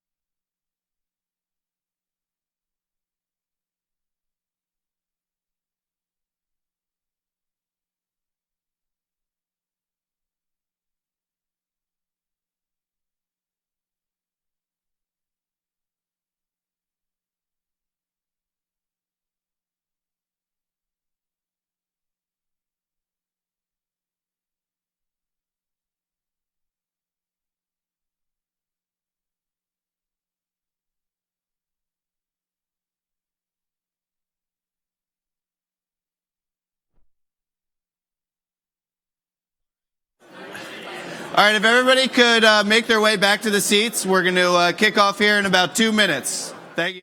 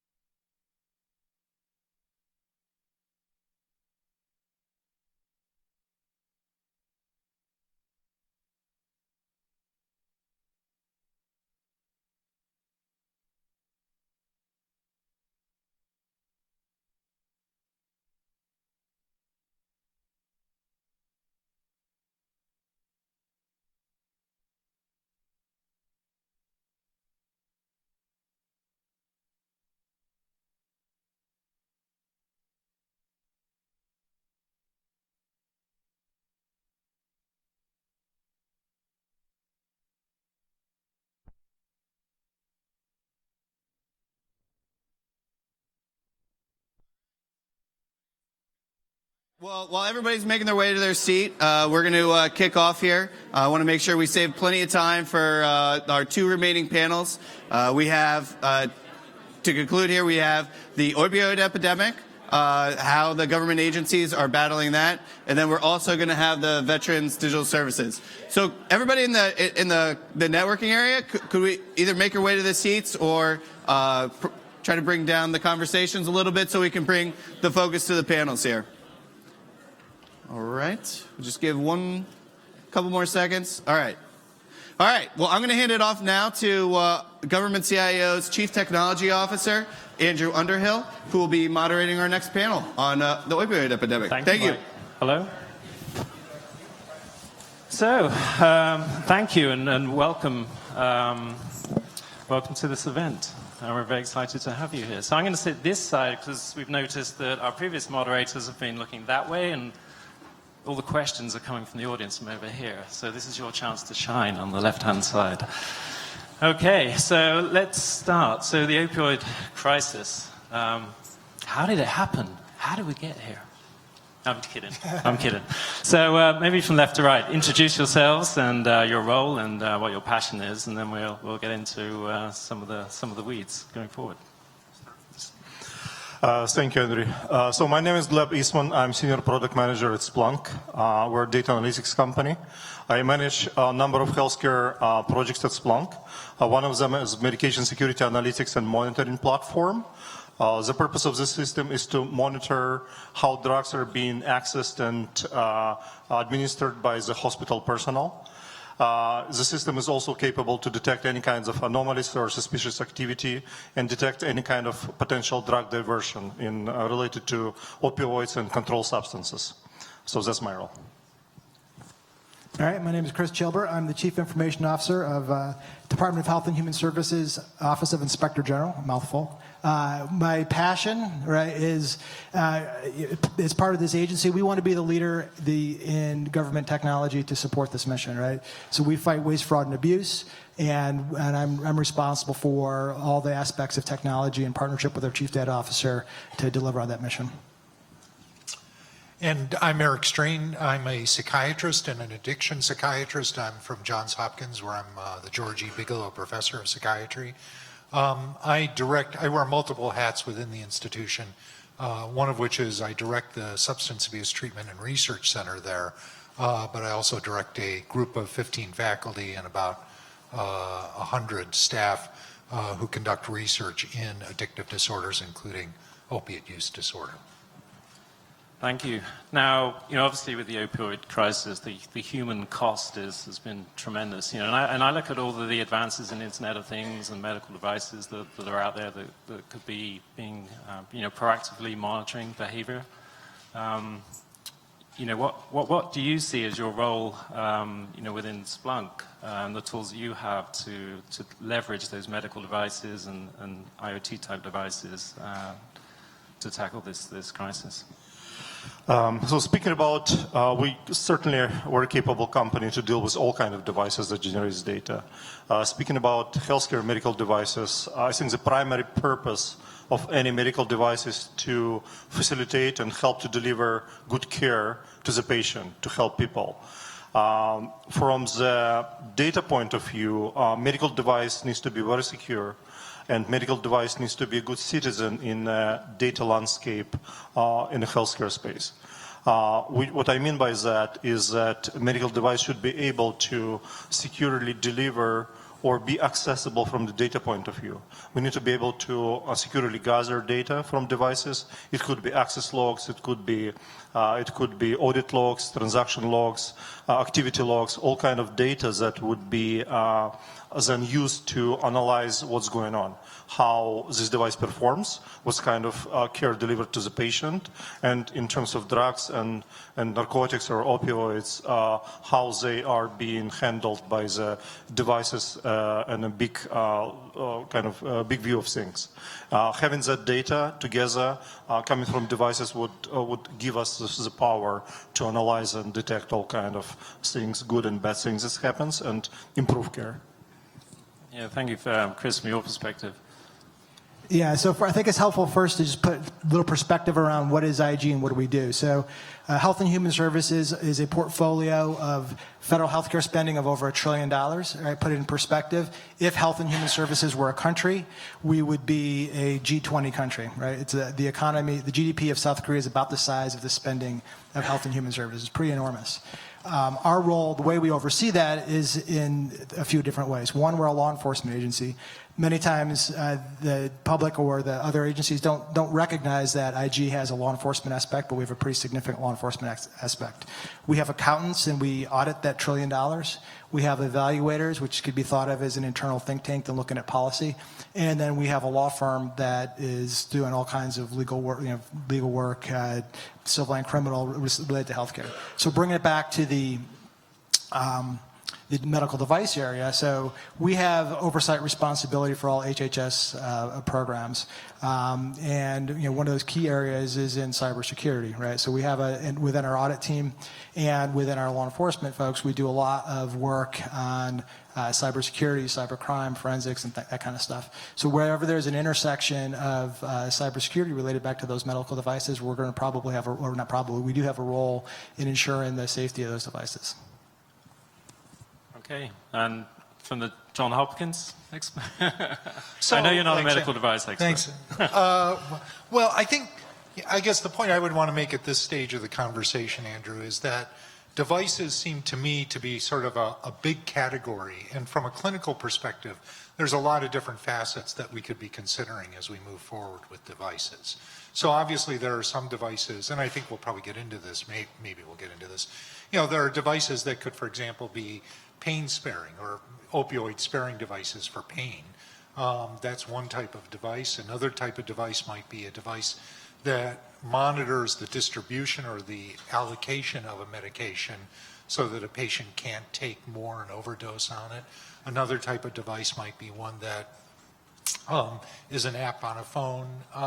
And so I think that there's a lot of opportunity to be thinking creatively about how devices might have a clinical impact for the opioid epidemic. And we've traditionally, at least sort of from a medical perspective, when it comes to substance abuse disorders, we've tended to focus on pharmacotherapies and non-pharmacologic treatments, behavioral therapies and things like that. And we've not really considered devices. And it opens up this kind of new territory that might be aiding us and complementing those other approaches. Yeah, absolutely. And somebody earlier was talking about AI and its role, and that's very closely tied with medical devices than wearables, etc. As far as the FDA is concerned, I've always wondered, are you looking at the thresholds, the operating rules of AI? Because that was a concern earlier, right? Is transparency within an algorithm. What is it doing, and why is it trusted? Is that something that the FDA is looking at?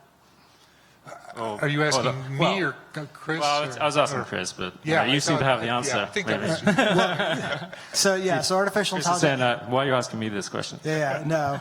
Well, so artificial intelligence, I think that's an important topic, right? So we right now specifically are not, we don't have a specific project looking at using that, but we definitely see lots of opportunity to introduce AI and definitely a goal of starting to do that to help us analyze that enormous amount of data. As I mentioned, $1 trillion of spending for healthcare generates a tremendous amount of data. We have 1,600 people across the country doing all those jobs that I described before.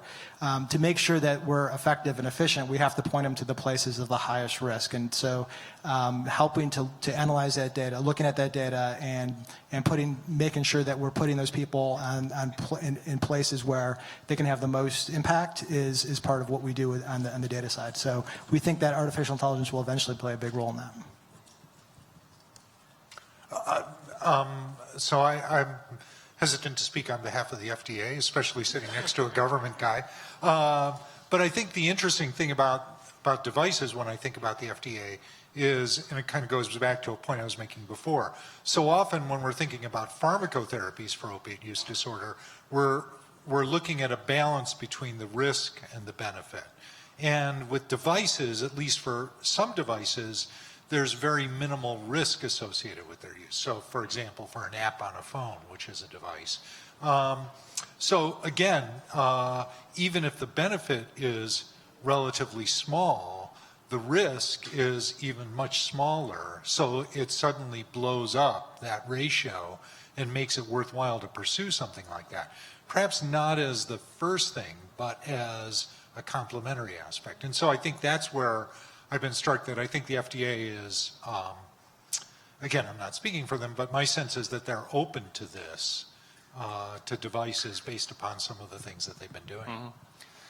Yeah, so, this is a before about modernizing health IT. So, in terms of frameworks and process that could be put in place to modernize the whole ecosystem to monitor, measure, and improve the use and misuse aspects of taking drugs, illicit drugs and prescribed drugs. What are your thoughts? We'll start with that in this time. I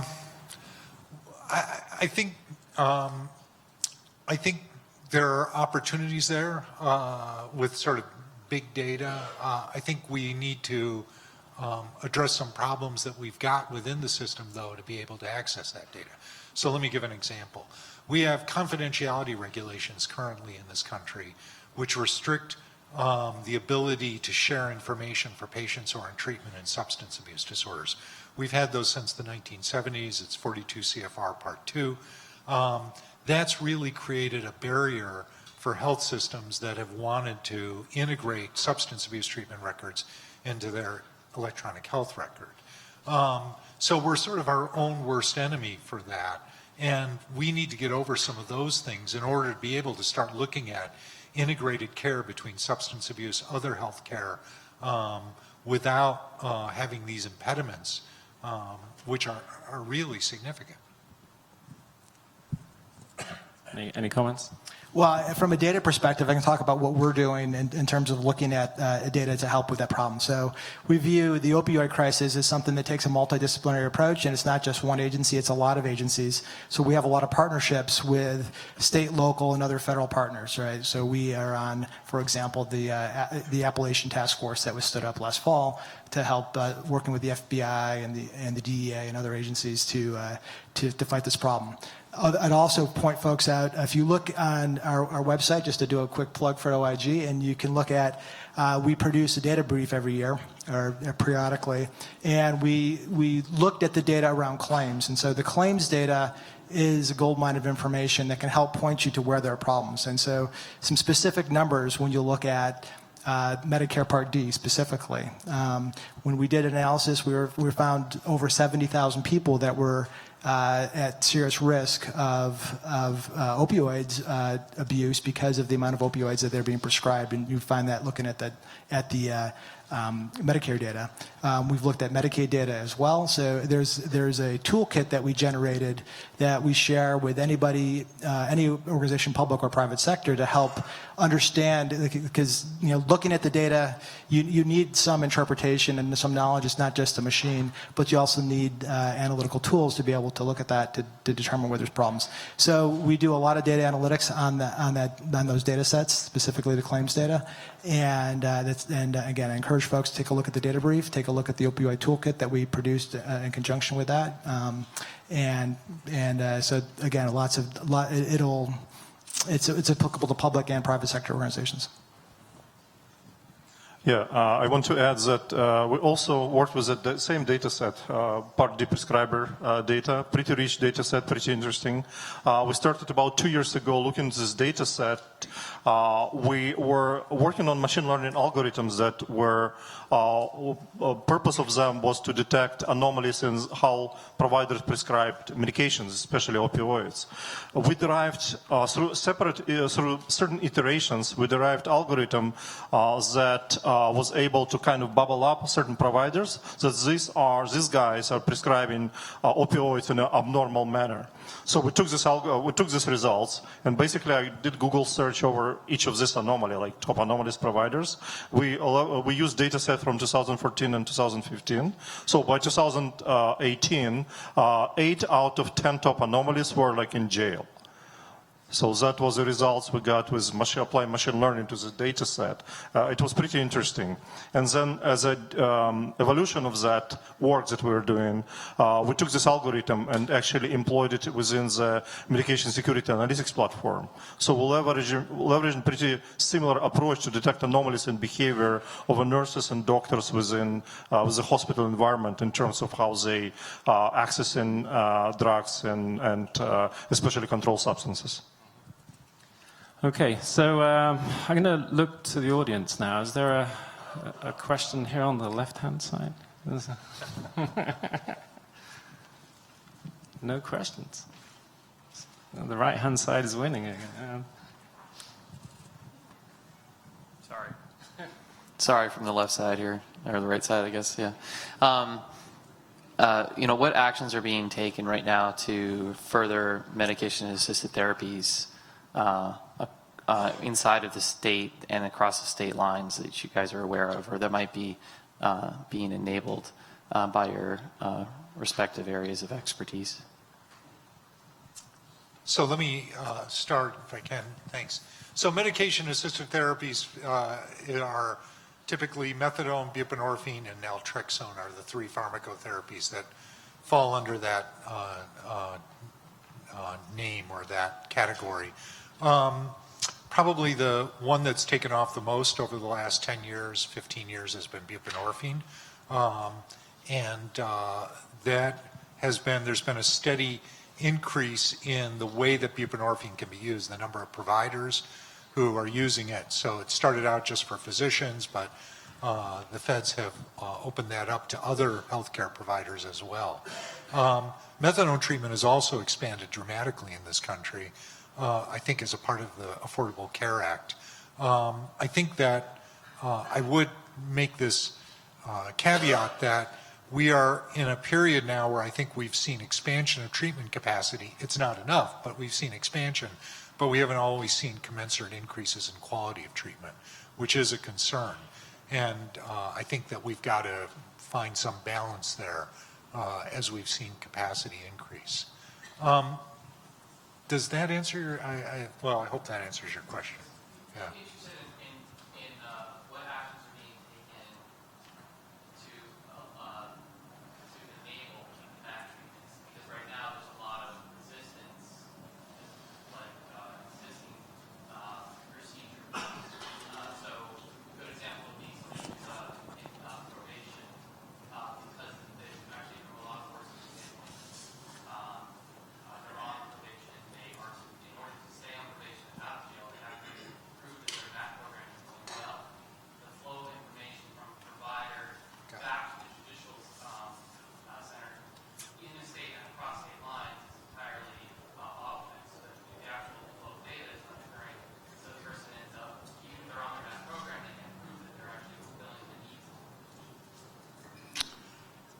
It's a great question. It probably wasn't heard by these people over here, so let me see if I can encapsulate it.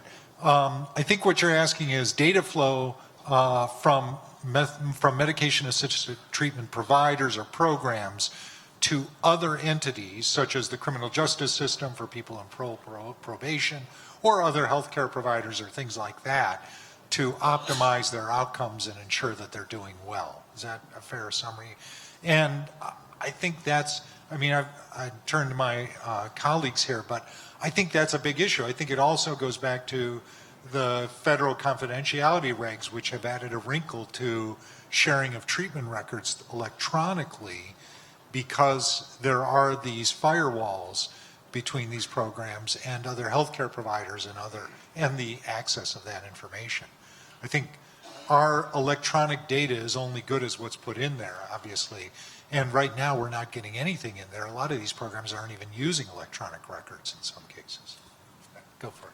Yeah, so from an IG perspective, again, we do not manage specific programs in that area, but our emphasis on opioids focuses in 3 areas, and I think 2 of them probably touch on what you're asking about. So the first is with our oversight and independent review of HHS programs. And so to the extent, and again, we have all of this on the website, there's a huge body of work that our folks have done over the last several years, looking at programs that specifically touch on these areas, and then the effectiveness of these programs, and some of the outcomes of those programs, and make recommendations. And so we have got folks that have really deep expertise.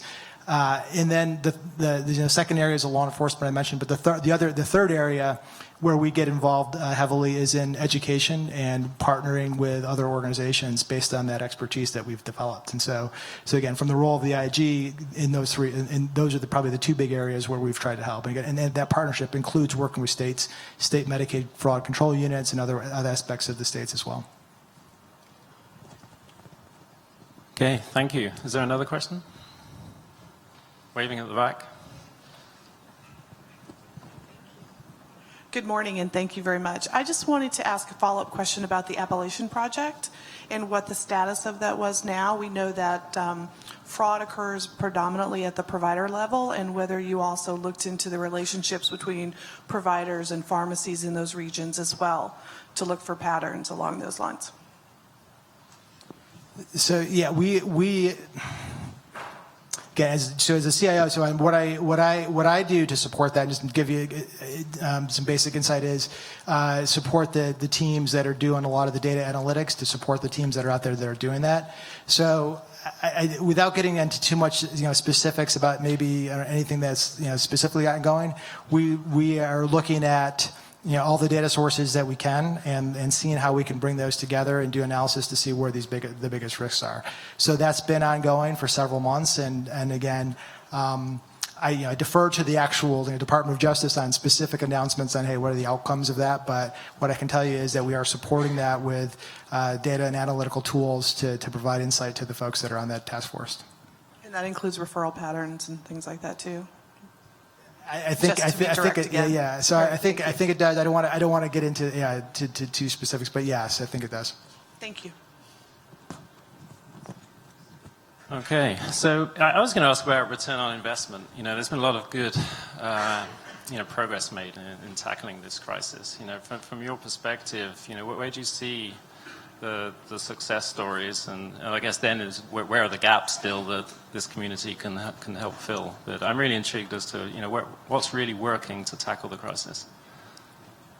Who wants to start with that one? You want me to start on that one? So we as an IG, we're very much focused on measurement and measuring outcomes and making sure that there are results in the investments that we have, right? So we do measure the return on the investment as a whole of our overall organization, and that's about a 4-to-1 ratio.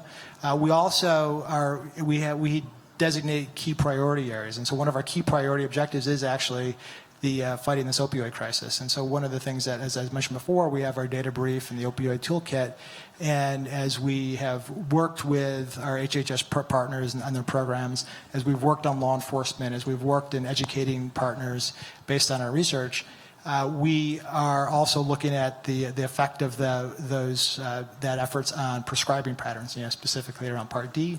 We have a long list of enforcement actions that have happened, so we can go in and see when we've done an action and what occurred before, and what does it look like afterward in terms of the prescribing patterns and some other metrics around that.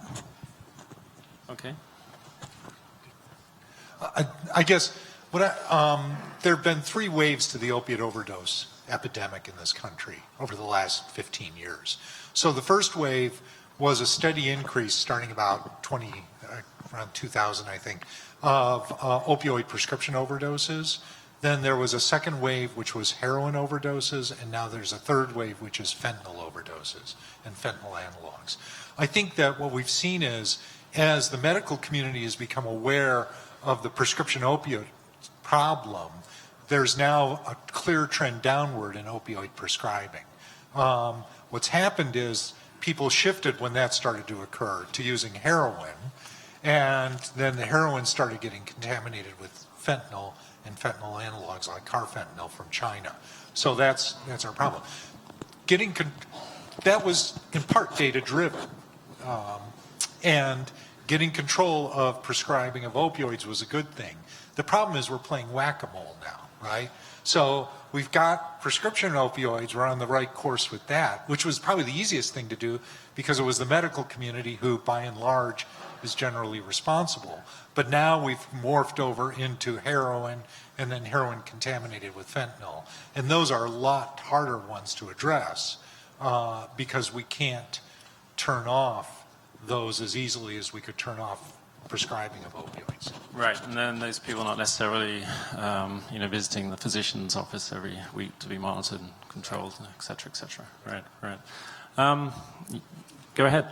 Yeah, I would like to share some quick wins that we had with some of the data science that we applied to the data that we had available. So the medication security analytics platform we are building in a partnership with the New York Presbyterian Hospital. And when we were deploying the system, not in production, it was on a dev server, but it was connecting to the data flowing from security dispensing cabinets that kept drugs, including opioids. That's where the nurses and doctor goes to access them. So the machine learning algorithms that we devised from work at Part D prescriber data sets detected anomaly. And anomaly was like really spiking. That nurse was doing something anomalously there. So we checked the data. Actually, this person was accessing opioids, but in a prescribed manner, like doctor prescribed opioids for patient with a pain. So she was doing that, but in quantity was totally normal. She wasn't like accessing too many or too much in a short period of time. Everything was normal. So we looked at the algorithm why it detects anomaly. But this algorithm ingests not only data about the drugs and quantities, it also ingests the data from medical device, from the actual dispensing cabinet in terms of transactions. What kind of transactions are being generated by every single interaction with this cabinet. So what's ended up happening is that this specific person, when she was taking medication for a specific medical order, she was also trying to kind of take opportunity if there is any possibility to open other secure locked bin with other narcotics. And when she was doing that, the device was generating certain events that nobody looked at before. But we ingest this whole data set together. We analyze this whole data set, and anomaly was that this person generated transactions are in an anomalous manner compared to her peer group. And that's how she suddenly spiked, and we detected this case that was very difficult to detect with previous means. So that kind of gave us encouragement to continue that work. Yeah, I think you were talking, somebody was asking about data and data sharing and whatnot. I think that is key to allowing that kind of analysis to be performed, right? And I think that some of those the 360 views of data from commercial health, federal health, Medicare, Medicaid, are going to drive an enormous amount of insights, and those things that we didn't know are out there are going to be the outliers that are going to be flagged up and we can look into. So I have 1 minute left. Would anybody like to ask a final question? Okay. So going back to the question on the waves of different substances, are we working on or are we looking at doing any predictive analytics or writing algorithms to detect the next wave of what the substance is going to be? If there are instances coming in from Department of Justice or law enforcement or what the HHS is looking at, is there any data out there or any algorithms that can detect what should we expect in the future, or what the trend is going to be in terms of some of the more damaging substances? Well, there's simple epidemiologic data, which I know it's not perhaps as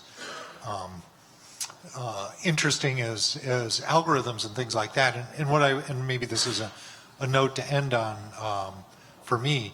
What the epidemiologic data actually shows is creeping up is cocaine and methamphetamine overdose deaths. So just as we are focused so maniacally on opioids, the drug abuse community, the community that sells drugs, that markets them, they aren't going to go away. And they're backfilling, I think, with stimulant use, which we probably will be talking about in a couple of years much more vigorously. So I'll end my comments on that happy note. there's always something. Right? Would you like to add to that? I'd say, I mean, the short answer is yes. I mean, that's something that, predictive analytics is an area where we are interested in, and we're looking at that to the extent. Again, as a law enforcement auditing and oversight agency, our perspective is maybe a little bit different, but it's certainly an area where we have interest. Yeah, I just want to add a couple of words that it's interesting, a conversation about prediction, power of data to predict certain events as they are not happened yet, but they're likely to happen. We do have a set of algorithms that actually the purpose of them is do just that. They look for patterns and then they do kind of estimation, approximation, and prediction of potential future outcomes. So that's kind of that's a part of our platform that we're kind of working with to build a platform for healthcare. Yeah. Well, that's really interesting because the way you've transformed from a company that's looking at log files and activities to really applying that to fix meaningful problems in the healthcare ecosystem is great. So we don't have any time left. We're going to transition over to Mike, who's taking his sunglasses off now. The clouds came out. All right. Well, thank you very much to our opioid epidemic panel. Thank you, Andrew, and everyone. So if we get a round of applause for them, that would be wonderful. Thank you. All right. So next, we're going to take a few minutes to talk about General Dynamics and some of the work that they're doing in health IT. So I'd like to introduce Germain Bafati to the stage. All right. Take a seat there. All right. So GDIT does a lot of great work within the health IT federal marketplace. Some of their core functions are data and analytics, customer experience solutions, enterprise IT, life sciences and medical research, as well as operational medicine. And I'm joined here by Germain, who's the federal health sector growth leader. He spent 17 years in the IT marketplace. Before GDIT, worked with Lockheed Martin and Leidos, to name a few. One fun fact about Germain as well is he has a goal of going to every NFL stadium. He's gone to 18 of the 32, so a fun pursuit. I hate to see that you had to go. I hope you didn't have to go to FedEx Field. That place is awful. I'm a Redskins fan. Yeah. So we wanted to jump right into it. Germain, could you start by talking a little bit of what you're seeing in the government health IT marketplace? So when you look at HHS and all the operating divisions and DHA and VA, while they have different focuses and missions, we've heard it here today. It's generally about access, right? So DHA is really focused on having a medically ready and medical ready force. Mm-hmm. The VA is trying to bring access to care to veterans quickly and more efficiently. And then even on the CMS side, and primarily on CMS, but within HHS, value-based care, lowering insurance costs, more efficient care for their beneficiaries. Okay. Speed of care is a major focus in veteran health care, and that's going to be our next panel. We're going to have Charles Worthington as well as Dr. Evans come and talk about some of those digital services. What are some of the areas in which GDIT is working there in terms of increasing that speed? So when we talk about Veterans Affairs, and we're trying to move that sensory interpretation to the left, mm-hmm. right? And I'll just give you a simple example. A veteran feels lightheaded, mm-hmm. and they go and see their doctor. Turns out that, for the last 3 months, they haven't been taking their lisinopril medication, and they're starting to have some heart issues. And, oh, by the way, they previously had a heart attack. Okay. And if we can take some of that information that we know, whether it be from a combination of clinical and claims data, and run the analytics on that to help coordinate the care and safety for that patient, moving that sensory interpretation to the left and reaching out to that veteran and say, hey, mm-hmm. you probably need to see a doctor soon because it looks like you haven't been taking your medication. So those are some of the things we're working around in the data analytics space with the government and just applying some of those principles to help improve veteran care. Okay. What impact do managed services have on veterans health care, and how are you maximizing the leverage within the IT space? So managed services is kind of two parts, right? There's the information technology part where, the government has all this infrastructure, and then comes time for a refresh, and they say, do I really want to cut that $500 million check? Can I do this more efficiently? Mm-hmm. But then there's this other side around benefits when, the goal is to get veterans their benefits as quick as possible. And over the years, the VA has made a really good improvement in lowering that time to service from 300 plus days to maybe 70 to 80 days. And there are components of that where the VA has smartly outsourced I would call the administrative tasks and allow their people to really, I think the best way to say it is to spend more value-added time on tasks that are associated with compensation and benefits and claims, and being able to adjudicate those claims and get that to the veteran. So could you go a little bit more into that and talk a little bit more about how the GDI team is able to work hand in hand with some of the VA folks to do exactly that? Yeah, so one of the programs that we have, we're responsible for all the documentation that comes in from veterans, whether it be from VSOs or veterans themselves, to help them for their compensation and pension benefits. So all of that processing happens in, I would say, a managed service format where the VA sets service level agreements and wants to make sure that they can get that data in their systems. So the regional offices, those adjudicators, can look at that information, establish what level of benefit the veteran needs to have, and issue that adjudication quickly so they can go out and get their benefits and any service disabled credits that they need. Okay. One of the topics that we're going to talk about in the next panel have to do with the increase in the outreach to companies like GDIT and some of the others that might be here. How have you seen it in the past, recent years in terms of that outreach actually working and leading to better care for veterans?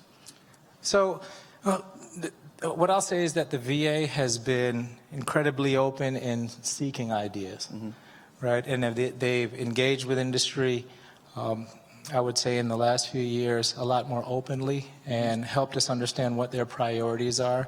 And it's given us the opportunity to come in and either demonstration of services that we can do for them, and pick one or two projects or pilot projects that we'd be able to put into effect.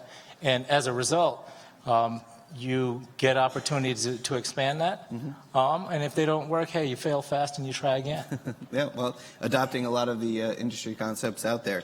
What are some of the other additional opportunities do you see as this continues to mature? Yeah, it's really going to focus on the data. A gentleman said it earlier today from Johns Hopkins, Mr. Ram, and being able to take that data and really turn that into some core information for our customer community.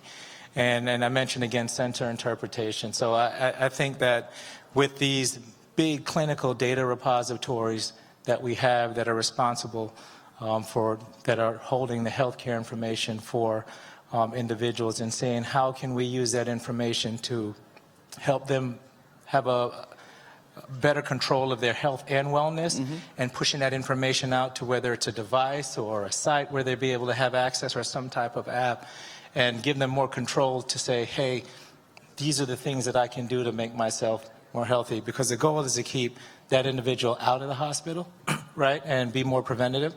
And even on the HHS side, what I'll say is, as much as HHS is primarily CMS when we're looking at insurance and value-based care, there's still a safety mission there when it comes to food and drugs, and when it comes to epidemic outbreaks such as flu. And being able to predict when that's going to happen, where that's going to happen, and who's susceptible, using that data, turning that information to really pinpoint how we're going to attack those problems before they happen, I think, is what I would look at as the next frontier for those customers. Yeah, just like we were talking a little bit about precision medicine and, like you were saying, preventative access there. So how is GDIT working to move the mission of improving veterans' health care forward? We're talking a little bit about, this is rapidly changing. But what are you guys doing right now to move that forward? So yesterday was the one-year anniversary of the CSRA acquisition. And one of the primary driving factors of that was the healthcare synergies between both organizations. And, I can sit here and proudly tell everyone in this room and anyone who's watching that, from that investment, GDIT, the healthcare business, makes up a significant portion of the business that we do today.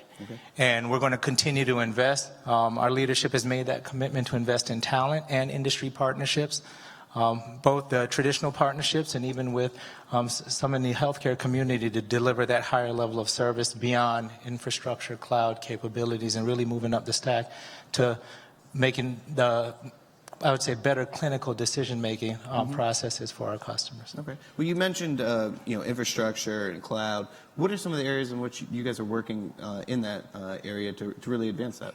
Yeah, so I would say GDIT is probably the largest cloud integrator in the federal government. Just, one stat, I won't turn this into a commercial, but we've deployed over 42,000 EC2 instances for Amazon. And that just goes on and on and on when it comes to infrastructure and services. Really good accomplishment in terms of the work that we've been able to do for our customers and the value they've been able to receive from transitioning to more efficiently costed solutions so they can achieve their mission. Okay. I think we're just about out of time, but the last question I had is, what was your real takeaway from today in terms of healthcare and some of the changes that you've seen? No, I love to see the conversation on data, right? And not, as much as data analytics is the buzzword of today, what I would say is that, that is the next frontier, right? And being able to harness that information and provide quality information that's going to help the customer move things forward, I think is really important. Happy to see that some of our partners are already in that space, and look forward to talking with everyone more about that later. Okay, wonderful. Well, thank you very much, Jermon. Thank you for joining us. Give a round of applause for... Thank you. Thank you. All right. Well, thank you very much. I'd like to invite Aaron Mirsky, our Government CIO's VP for Digital Services, to come along, and we'll have our final panel of the day. So if I could invite her to come right up. All right, and I'll just hand it off to you. You get to be on the stage this time.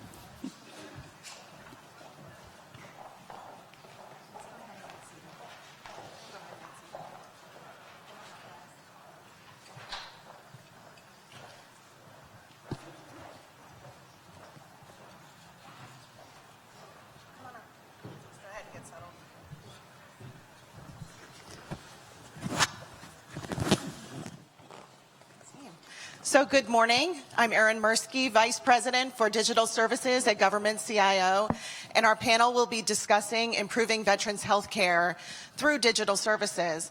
And this is a topic that is very exciting to health professionals in the federal space, but it's also something that is very personal to many of us, even as we heard this morning, to people in this room and to our loved ones and our family and our close friends and our coworkers. And so I know people care quite a bit about this topic and want to find ways to get involved. So I appreciate each of you joining us today. If you would just briefly introduce yourself and the role within your organization. Yes, my name is Sonia Arista. I'm the Director of Healthcare for Fortinet. We're a global cybersecurity company. I have an operational background in IT of over 20 years, the last 15 of which have been focused on healthcare, cybersecurity specifically, and I'm pleased to be invited to the panel. Hi, I'm Neil Evans. I'm the Chief Officer for Connected Care for the Veterans Health Administration. So we're the part of the Veterans Health Administration that thinks about how do we use technology to connect patients with their healthcare teams when they're not actually in our facilities, and better engage over the long term. Charles Worthington, I'm in the CTO role at VA, and I lead the agency's digital modernization effort, which is a effort aimed to make our customer-facing experience as good as possible using design and technology. So I have questions here, but I know the audience also has a number of questions that they want to ask this panel. So start queuing up your questions, and we will have the microphones ready. I'll probably do around 3 or 4 questions, and then we'll open it up. So the first question is focused around some of the recent successes that we've had at the VA. If you could share some of the successes and the highest impact that you guys have seen out in the field recently. There have been so many initiatives and a lot of visibility into them. Sure. Well, so I think something that's exciting about the VA is that the VA has had a long track record of creating excellent digital experiences. Something we have done recently, though, is unite those experiences into a more cohesive platform that is easier for our customers to find. And so we've long had a patient portal experience that has really served our community really well. In fact, I think this year, for the first time, over 1 million people in a single month logged into the patient portal, which is really high engagement number. But what we have done more recently is unite our patient portal along with some of our more benefits-focused products and services into a relaunched va.gov, which I think if you've visited it recently, you'll notice that it's a much more customer-focused, veteran-focused product. The goal of the new va.gov platform is to quickly connect our customers with the services that they come to the VA for, whether those are healthcare services or things like disability claims, education benefits, or just something as simple as updating their mailing address in a single place to flow across the whole VA. Veterans were telling us that they don't really think of the VA as different parts, different components. They don't think of VHA as separate from VBA. They just think of it as VA. So the way that we had been presenting ourselves online was much more fragmented, and the va.gov platform, which we launched in November, has been really successful at helping people that didn't yet sort of know about our online tools to more easily find them. We've seen double-digit increases in the usage of some of our key transactions. I think like the healthcare application, for example, the year-over-year increase post-launch compared to the same period last year is up like over 30%, just because it's easier for people to get to the application now and find it. Congratulations, that's fantastic. And I think I'll just follow on with what Charles is doing. I mean, a lot of what we're doing with our digital modernization with va.gov and our personal health portal, My Healthy Vet, that Charles mentioned, is a part of our broader strategy from a health perspective to put healthcare into the hands of veterans increasingly where they are, and access to health data and information and the ability to transact with us into veterans' hands where they are.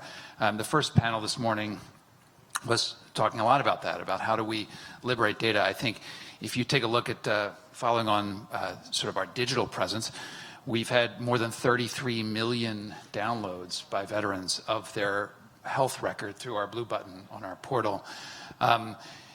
As we start to think about how are we moving care out of the traditional face-to-face paradigm and engaging veterans where they are, since our launch of secure messaging, allowing for secure encrypted communication between patients and their providers, there have been more than 72 million emails exchanged between patients and their providers.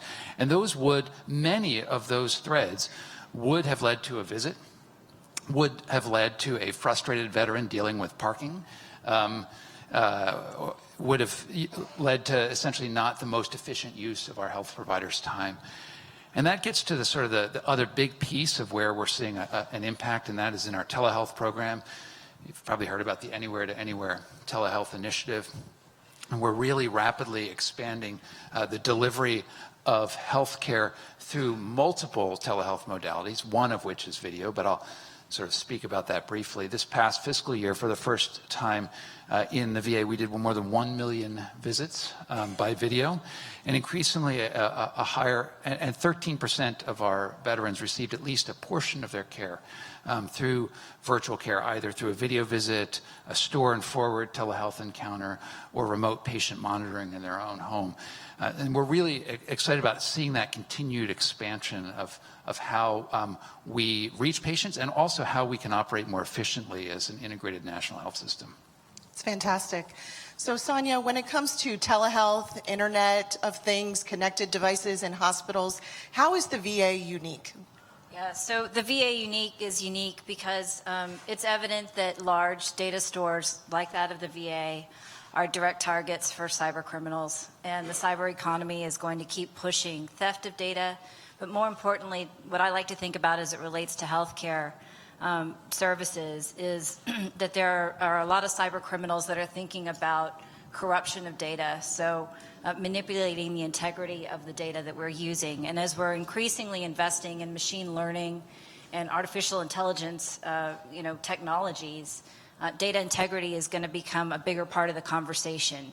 Not only because of, really that results in trying to impart to veterans that we take data integrity seriously because it directly translates into trust of the data and the expected, outcomes of that kind of technology. I'm sure that's something Charles is dealing with every day. How are you looking at how the VA is unique as you're looking to these future-looking technologies and implementations? Yeah, I mean, I don't know that the VA is particularly unique compared to other health systems. We're a healthcare provider similar to other big health providers, but certainly protecting veterans' data or our patients' data is very important, even as we try to increase the interoperability of that data, which is a key focus of the government as a whole right now. Some really exciting stuff coming out of CMS. And as Dr. Evans was saying, VA has long sort of been a leader in providing patients access to their own data. We see the next wave of that being even more powerful by conforming to these emerging standards like the Smart on Fire standard and new approaches like providing API access to patient data. So empowering veterans to use their own health information in new ways is something that we're really excited about. So we know and we've heard a lot about developing these commercial partnerships and APIs. And so can you share some more examples of those? And I know people want to get involved in those areas. So how can people in this group learn and get involved in those commercial partnerships that you guys are working on? Yeah, sure. So there's a developer program that we've launched, developer.va.gov. You can read more about it. And that explains some of the existing APIs that VA has and some of the ones that are planned. Some of the ones that are already in production include the benefits API. So this is more on the benefits side. But if you can believe it, actually, the majority of the people that submit claims to the VA submit those either as a fax or a piece of paper or as an upload of a PDF. And then we go through the work of converting that into data so that we can process it. So think of TurboTax, except at the end of TurboTax, if you had to download and then mail in your form or upload a PDF of your form. The better approach would be to create an API that allows our partners to basically help veterans submit the forms as data. And that's what our benefits API does. And we've got that in production with a number of partners in the Veteran Service Organization community. On the health side, our recently announced health APIs, those conform to the Smart on Fire spec. And it basically allows a patient to opt to share their patient data with third-party applications. And so you can read more about that at the developer website, but that's an emerging standard that a number of health systems are leaning into, and we've been working really closely with the Connected Care Office to try to make that a reality. We think that there is going to be a vibrant ecosystem of not just VA-provided tools, but potentially also third-party tools that will let veterans use their health data in new ways. And that's really what HIPAA is all about, is allowing people to have access to their own health information. So that's what we see as kind of the next wave of this journey. So we're really excited about it. Sure, I can speak a little bit to both of the prior questions about how is VA unique and also about partnerships that we're pursuing in the area of telehealth. I think VA is unique with regard to telehealth care delivery, virtual care delivery, in that first of all, we're a national integrated healthcare system. Every time I get on an airplane and I fly over this great country and I look out the window and I see a vast expanse of rural America, I think about the fact that actually we as a healthcare system are responsible for delivering care to every veteran in that space. And we don't have brick and mortar facilities in all those spaces. So we've been, I think, unique as a healthcare system in that there has been a unique drive to say we need to adopt virtual care. And now, through the Mission Act that was recently passed, we have the authority to deliver care as a healthcare system across state lines from providers, irrespective of the licensure of the provider, which provides us really a great opportunity. And we're also freed from some of the barriers that have been faced in the private sector with telehealth care based on reimbursement constraints for telehealth. because we work as an integrated healthcare system with salaried providers. And that allows us to do really creative things in telehealth. We're able to build, we're building at the moment teleprimary care and telemental health hubs across our enterprise so that there's always an available mental health provider and primary care provider if we have an unexpected absence of a provider or somebody who has to go on a leave of absence. We are able to deliver a second level of ICU level care remotely to our rural facilities and even our urban facilities through our tele-ICU program. And we're able to do creative things. I think this was a great story I just heard with our video platform that we've launched in Pennsylvania in our Vision 4. It's a very, there's a lot of Lyme disease in Pennsylvania. Anybody who goes to Pennsylvania, you know, avoid the ticks. And a common visit problem that they have is people saying, I have this tick bite, I have this rash, I have this tick that I pulled off of me. Do I have Lyme disease? Led to a lot of visits. We're now running a virtual tick clinic in Vision 4. You call into the call center, you get connected by video to provider, you show them the tick. I want to run this clinic, actually. I'd actually enjoy this. But so a lot of creativity we can do.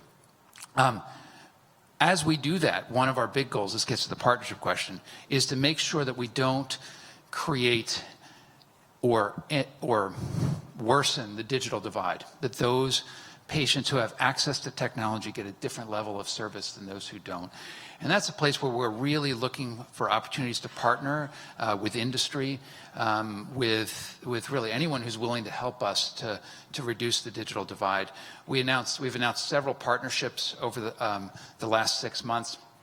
Verizon, T-Mobile, and Sprint have all agreed to not charge any data to veterans who are accessing our video application.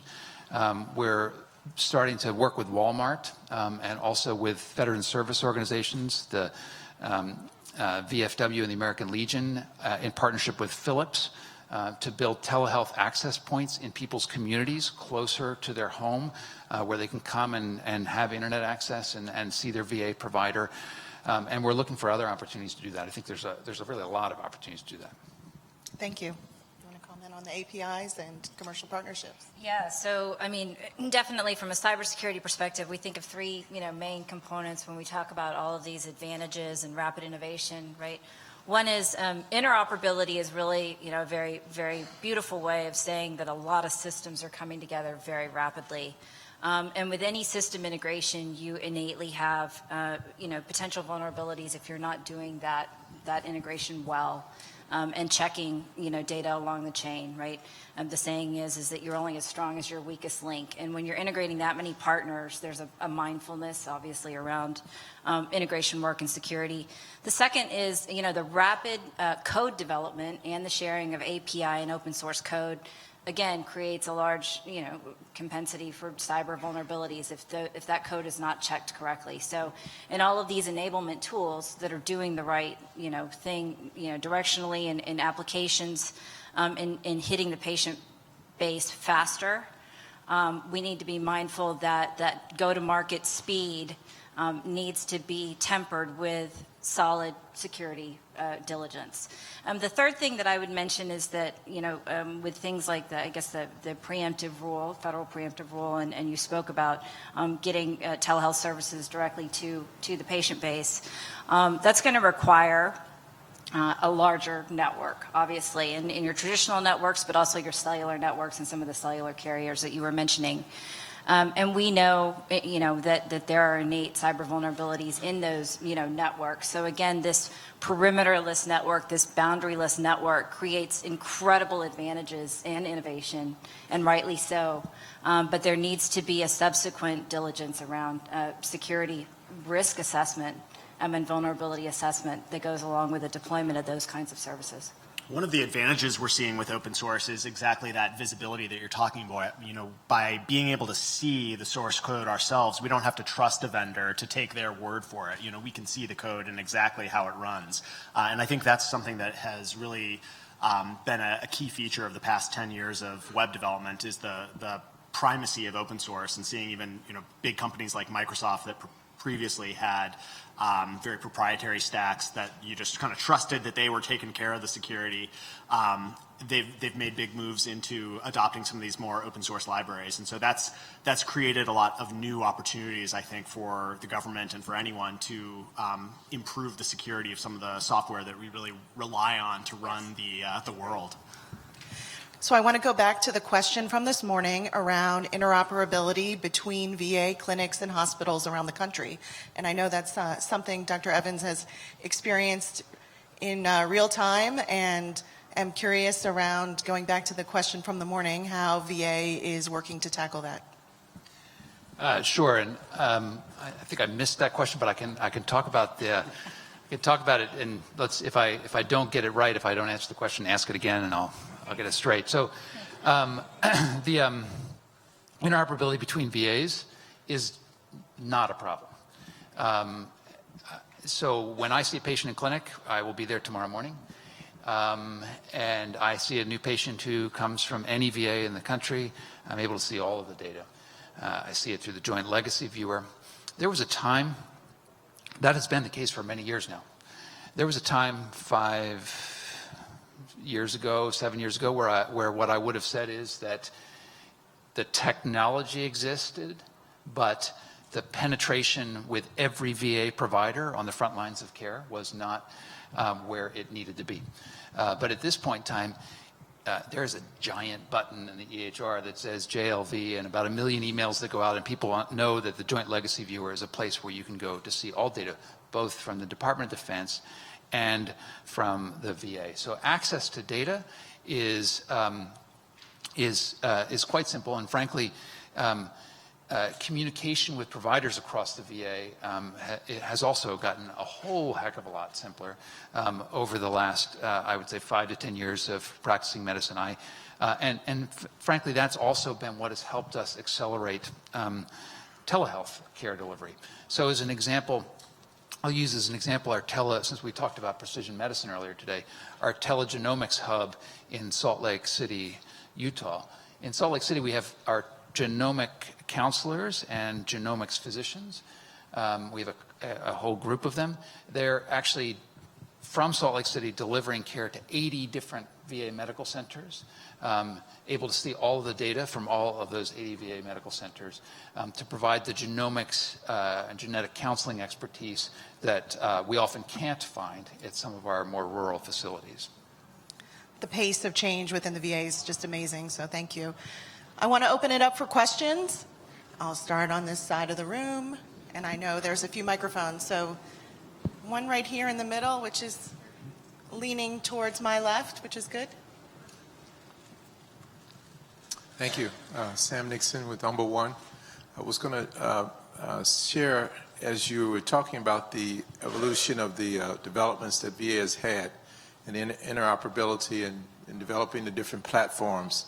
From the patient's point of view, how are you keeping track or monitoring the patternistic development of how they are feeling about the response and the kinds of things that you're finding coming out of them, particularly as technology does impact their worldview and kind of lifestyle, things like that. So from the rural to the urban settings, as you deliver services, how are you actually picking up what the patient is experiencing from their own perspective, keeping track of that, and seeing how it unfolds across the country in terms of feedback, and developing that into your model of continued future development? Right. I'll let Charles start with that. Sure. So our kind of two components of that. One is the virtual component, the digital. How do we measure response to the digital products, and then the actual in-person experience of people using the VA. Our Veterans Experience Office has really matured our ability to collect feedback from people that are receiving VA care. So in a lot of cases, right after an interaction with the VA, a person will get a survey that they can choose to take that will give quick feedback, and also will let them highlight very specific issues. And I know that they oftentimes send those very operational type pieces of feedback directly to the field so that something can be addressed as quickly as possible. Maybe it's even something as simple as like a dirty bathroom. Sometimes that feedback makes it straight back to the field very quickly. So that's kind of the in-person measurement, and our Veteran Experience Office is leading the way there.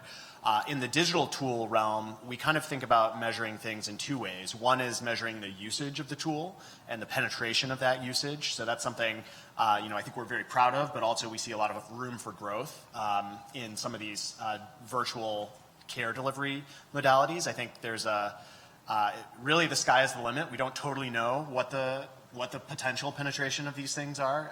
My grandma is 92 and she FaceTimes with my daughter, and so she's very able to use that type of technology. And I think we sometimes sell our patient community short by thinking, oh, well, because they're older, they're not going to want these newer technologies. I think we've actually seen the opposite of that. So we measure the usage, and then we also do sampling of feedback, customer surveys, to ask them how effective they found the tool, did they find what they needed, and we track those customer service measurements for our digital tools as well. Yeah, and I'd just add, it's exactly right, I'd add one other thing, and that is if you want to, in the digital space, if you want to get the great satisfaction scores that we do get from both our portal, from va.gov, from our telehealth program, where our satisfaction score is always around 90, 91% every year. The way you do that is you need to measure and improve, but you also have to start by including veterans in your design. And so user-centered design of everything we do is an absolute key principle.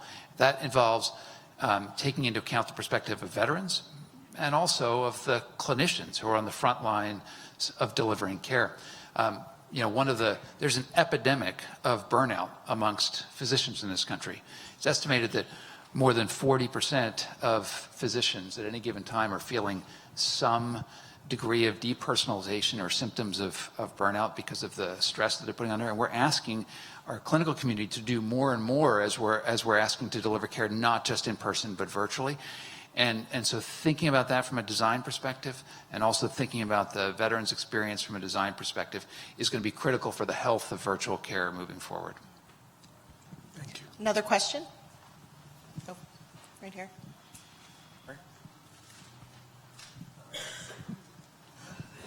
Hi, I'm Jed Saffarini. A quick question for you on data availability. I found it fascinating that unlike the private sector, you actually have a fairly integrated medical system in terms of delivery and access to the information, the underlying information. So maybe tying the last panel around data and analysis, if you could maybe share a little bit about how your unique access to data on interactions with your members, the actual interventions that the clinicians are providing, and of course the outcomes data that you have, how are you looking at that treasure trove and potentially helping design or create hypotheses around what the next layer of right care is?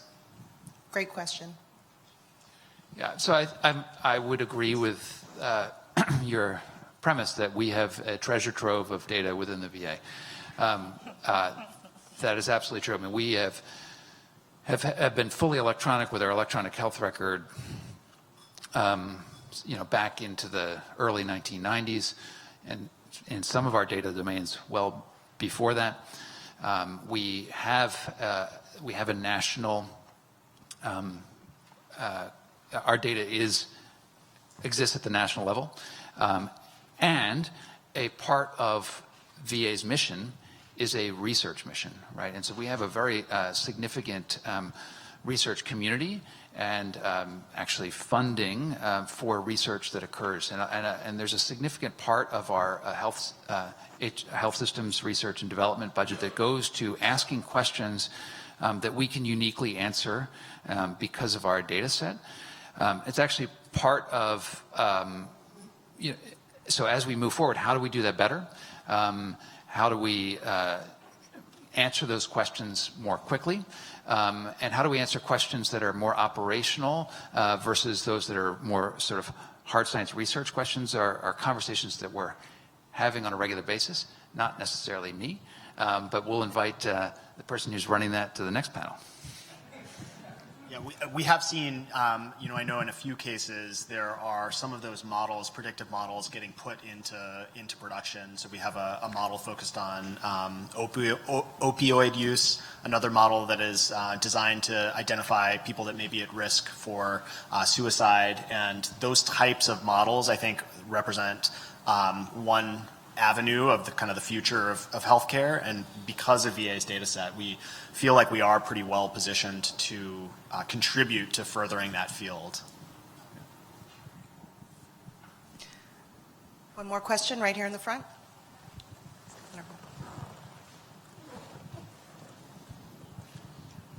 Thank you, Brock Spradling. So in the discussion that was asked before with regards to measurement, I think that measurement is a very critical component with regards to the digital services that you're providing out there. Stepping back towards more on the technology side, how are you all measuring the specific metrics around the software development to ensure proper delivery to the end users that you have inside your organizations? So in terms of the actual product delivery tactics, we are embracing a lot of the DevOps practices, so continuous integration, continuous deployment. The new va.gov platform, for example, we release to production basically every business day as just part of a continuous process. So whatever features are ready and tested get released to production as a part of our continuous integration process. And so I think every project is going to have a different cadence that makes sense for it. But the metrics that I look for as a sign of sort of a healthy team are the ability to release new features very regularly and predictably, and also the failure rate of releases. So a release that has to get pulled back or rolled back, you want to see that go down. I think a lot of the tactics that we are following in that DevOps playbook are really designed to reduce the cost of change. We want to make individual changes much more incremental and small, and therefore less risky. So the idea of releasing to production can sound kind of, crazy if you're used to something that's like, oh, we release every quarter and we have, a month of testing before we do the release. And when you're set up to do software releases in that manner, you kind of need that because releases are big deals. Usually they happen on the weekend and you've got a bunch of teams together and you're trying to coordinate them. Maybe there's some downtime. With the new tools that we have and sort of using the cloud, using automation, that's not really a thing anymore. We can keep teams autonomous and small, releasing very frequently. And because releases are easy to make, they're also easy to undo. So we do blue-green deployments where the new thing goes up and traffic gets phased into the new release. And if the error rate spikes, we just immediately fall right back to the old release and tear down the new build. So a lot of these automation techniques make it much possible to release things faster. So I look for number of releases, success rate of releases. That's kind of the things that I measure team health on. So our last question will go down the line. We just have less than a minute left, but I would like to know from everyone, what are you most excited about? What's next in your space that everyone should have on their radar? Yeah, I was telling somebody earlier that I'm just excited that cybersecurity has a seat at the table, along with innovation and rapid engineering. I sort of joked that we're usually invited to the after party with privacy and compliance, but we're slowly getting a front row seat. So it's just been a pleasure to be here, and I look forward to keeping tab on the advancements within the VA. I'm really excited about it. Yeah, I guess I would say what I'm most excited about in the future is our vision is that we should be putting platforms in the hands of patients, our providers, our commercial partners through our APIs, et cetera. And what excites me is the innovation that's going to happen without my even planning it. Right? That's what excites me in the future, right? As you start to develop a platform and capabilities for virtual care, for digital engagement, APIs for people to be able to have access to their own data and to extract new meaning out of it that might improve their health. I view at the national level, our job is to create the ecosystem that will support that innovation across the health sector, and that's what excites me the most. Just second what Dr. Evans said, and I think from the IT perspective, we want to be the partners that help create that platform to make that possible. So the visionaries that we have at VA can actually achieve those goals. Thank you, each of you. I appreciate you taking the time, and in me getting to know you, I want to thank you for being both visionary and forward-looking, but I've also found each of you to be very practical, and I think that's important in our space. So thank you very much for being part of this, and we will wrap up the event. Turn it back over to Mike. All right.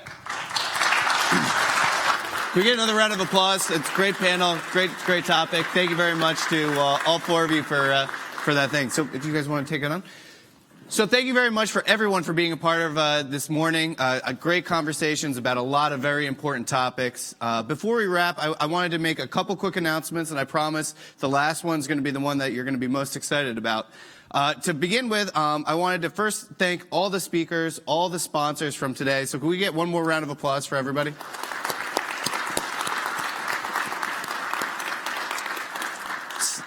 Second, I want to draw your attention to our next event. It's going to be a unique one. So our company has really gone after a really exciting opportunity, doing a research program where we surveyed hundreds of CTOs and C-level executives across government to collect information on challenges, opportunities across all IT. So we're going to do a preview event of some of the findings from that research program. It's going to be done with George Washington University and on George Washington's campus at the Jack Morton Auditorium. So I encourage everyone to take a look at that. It's going to be on the morning of May 9th next month. There it is on the digital screen right there. You can go to our website at governmentciomedia.com to learn more about that. But I'd really encourage everybody, if you were interested in today's content, we'll be hitting a lot of the same health topics as well. So that's exciting. The third thing I wanted to talk about is, so I couldn't do this without my team. You probably saw them all throughout. If the Government CIO Media and Research team could raise their hand. I'm not going to name all of them, but thank you to everybody for working together on this. So one of the things, a part of our mission is collecting best practices, and there's so many smart ideas within this health IT world right now. So what we did is we set up high top tables with different topics that we're constantly trying to collect best practices on. Those include IT transformation, digital, data, and cybersecurity. So we'll have one of our researchers at each one of those tables. I'd encourage you to stop by for each one of them, share some of those best practices, have some of those discussions during this networking piece. Final announcement, and I promised it would be the best one. I think it's 60 degrees now outside. It's beautiful. We're going to open up the patio upstairs. I'd highly encourage before you guys leave here to go up there, check it out. If you think the views here are good, go up there, check it out, take a couple pictures. I think it's official. It's the peak cherry blossom bloom. So what a unique opportunity to come here. If you guys try to come back here during the day, it'll cost you $25. So here's your opportunity. Do it now. All right. Well, thanks again. I really appreciate everybody that took the time to come out here in the morning, and look forward to seeing everybody again on May 9th. Thank you.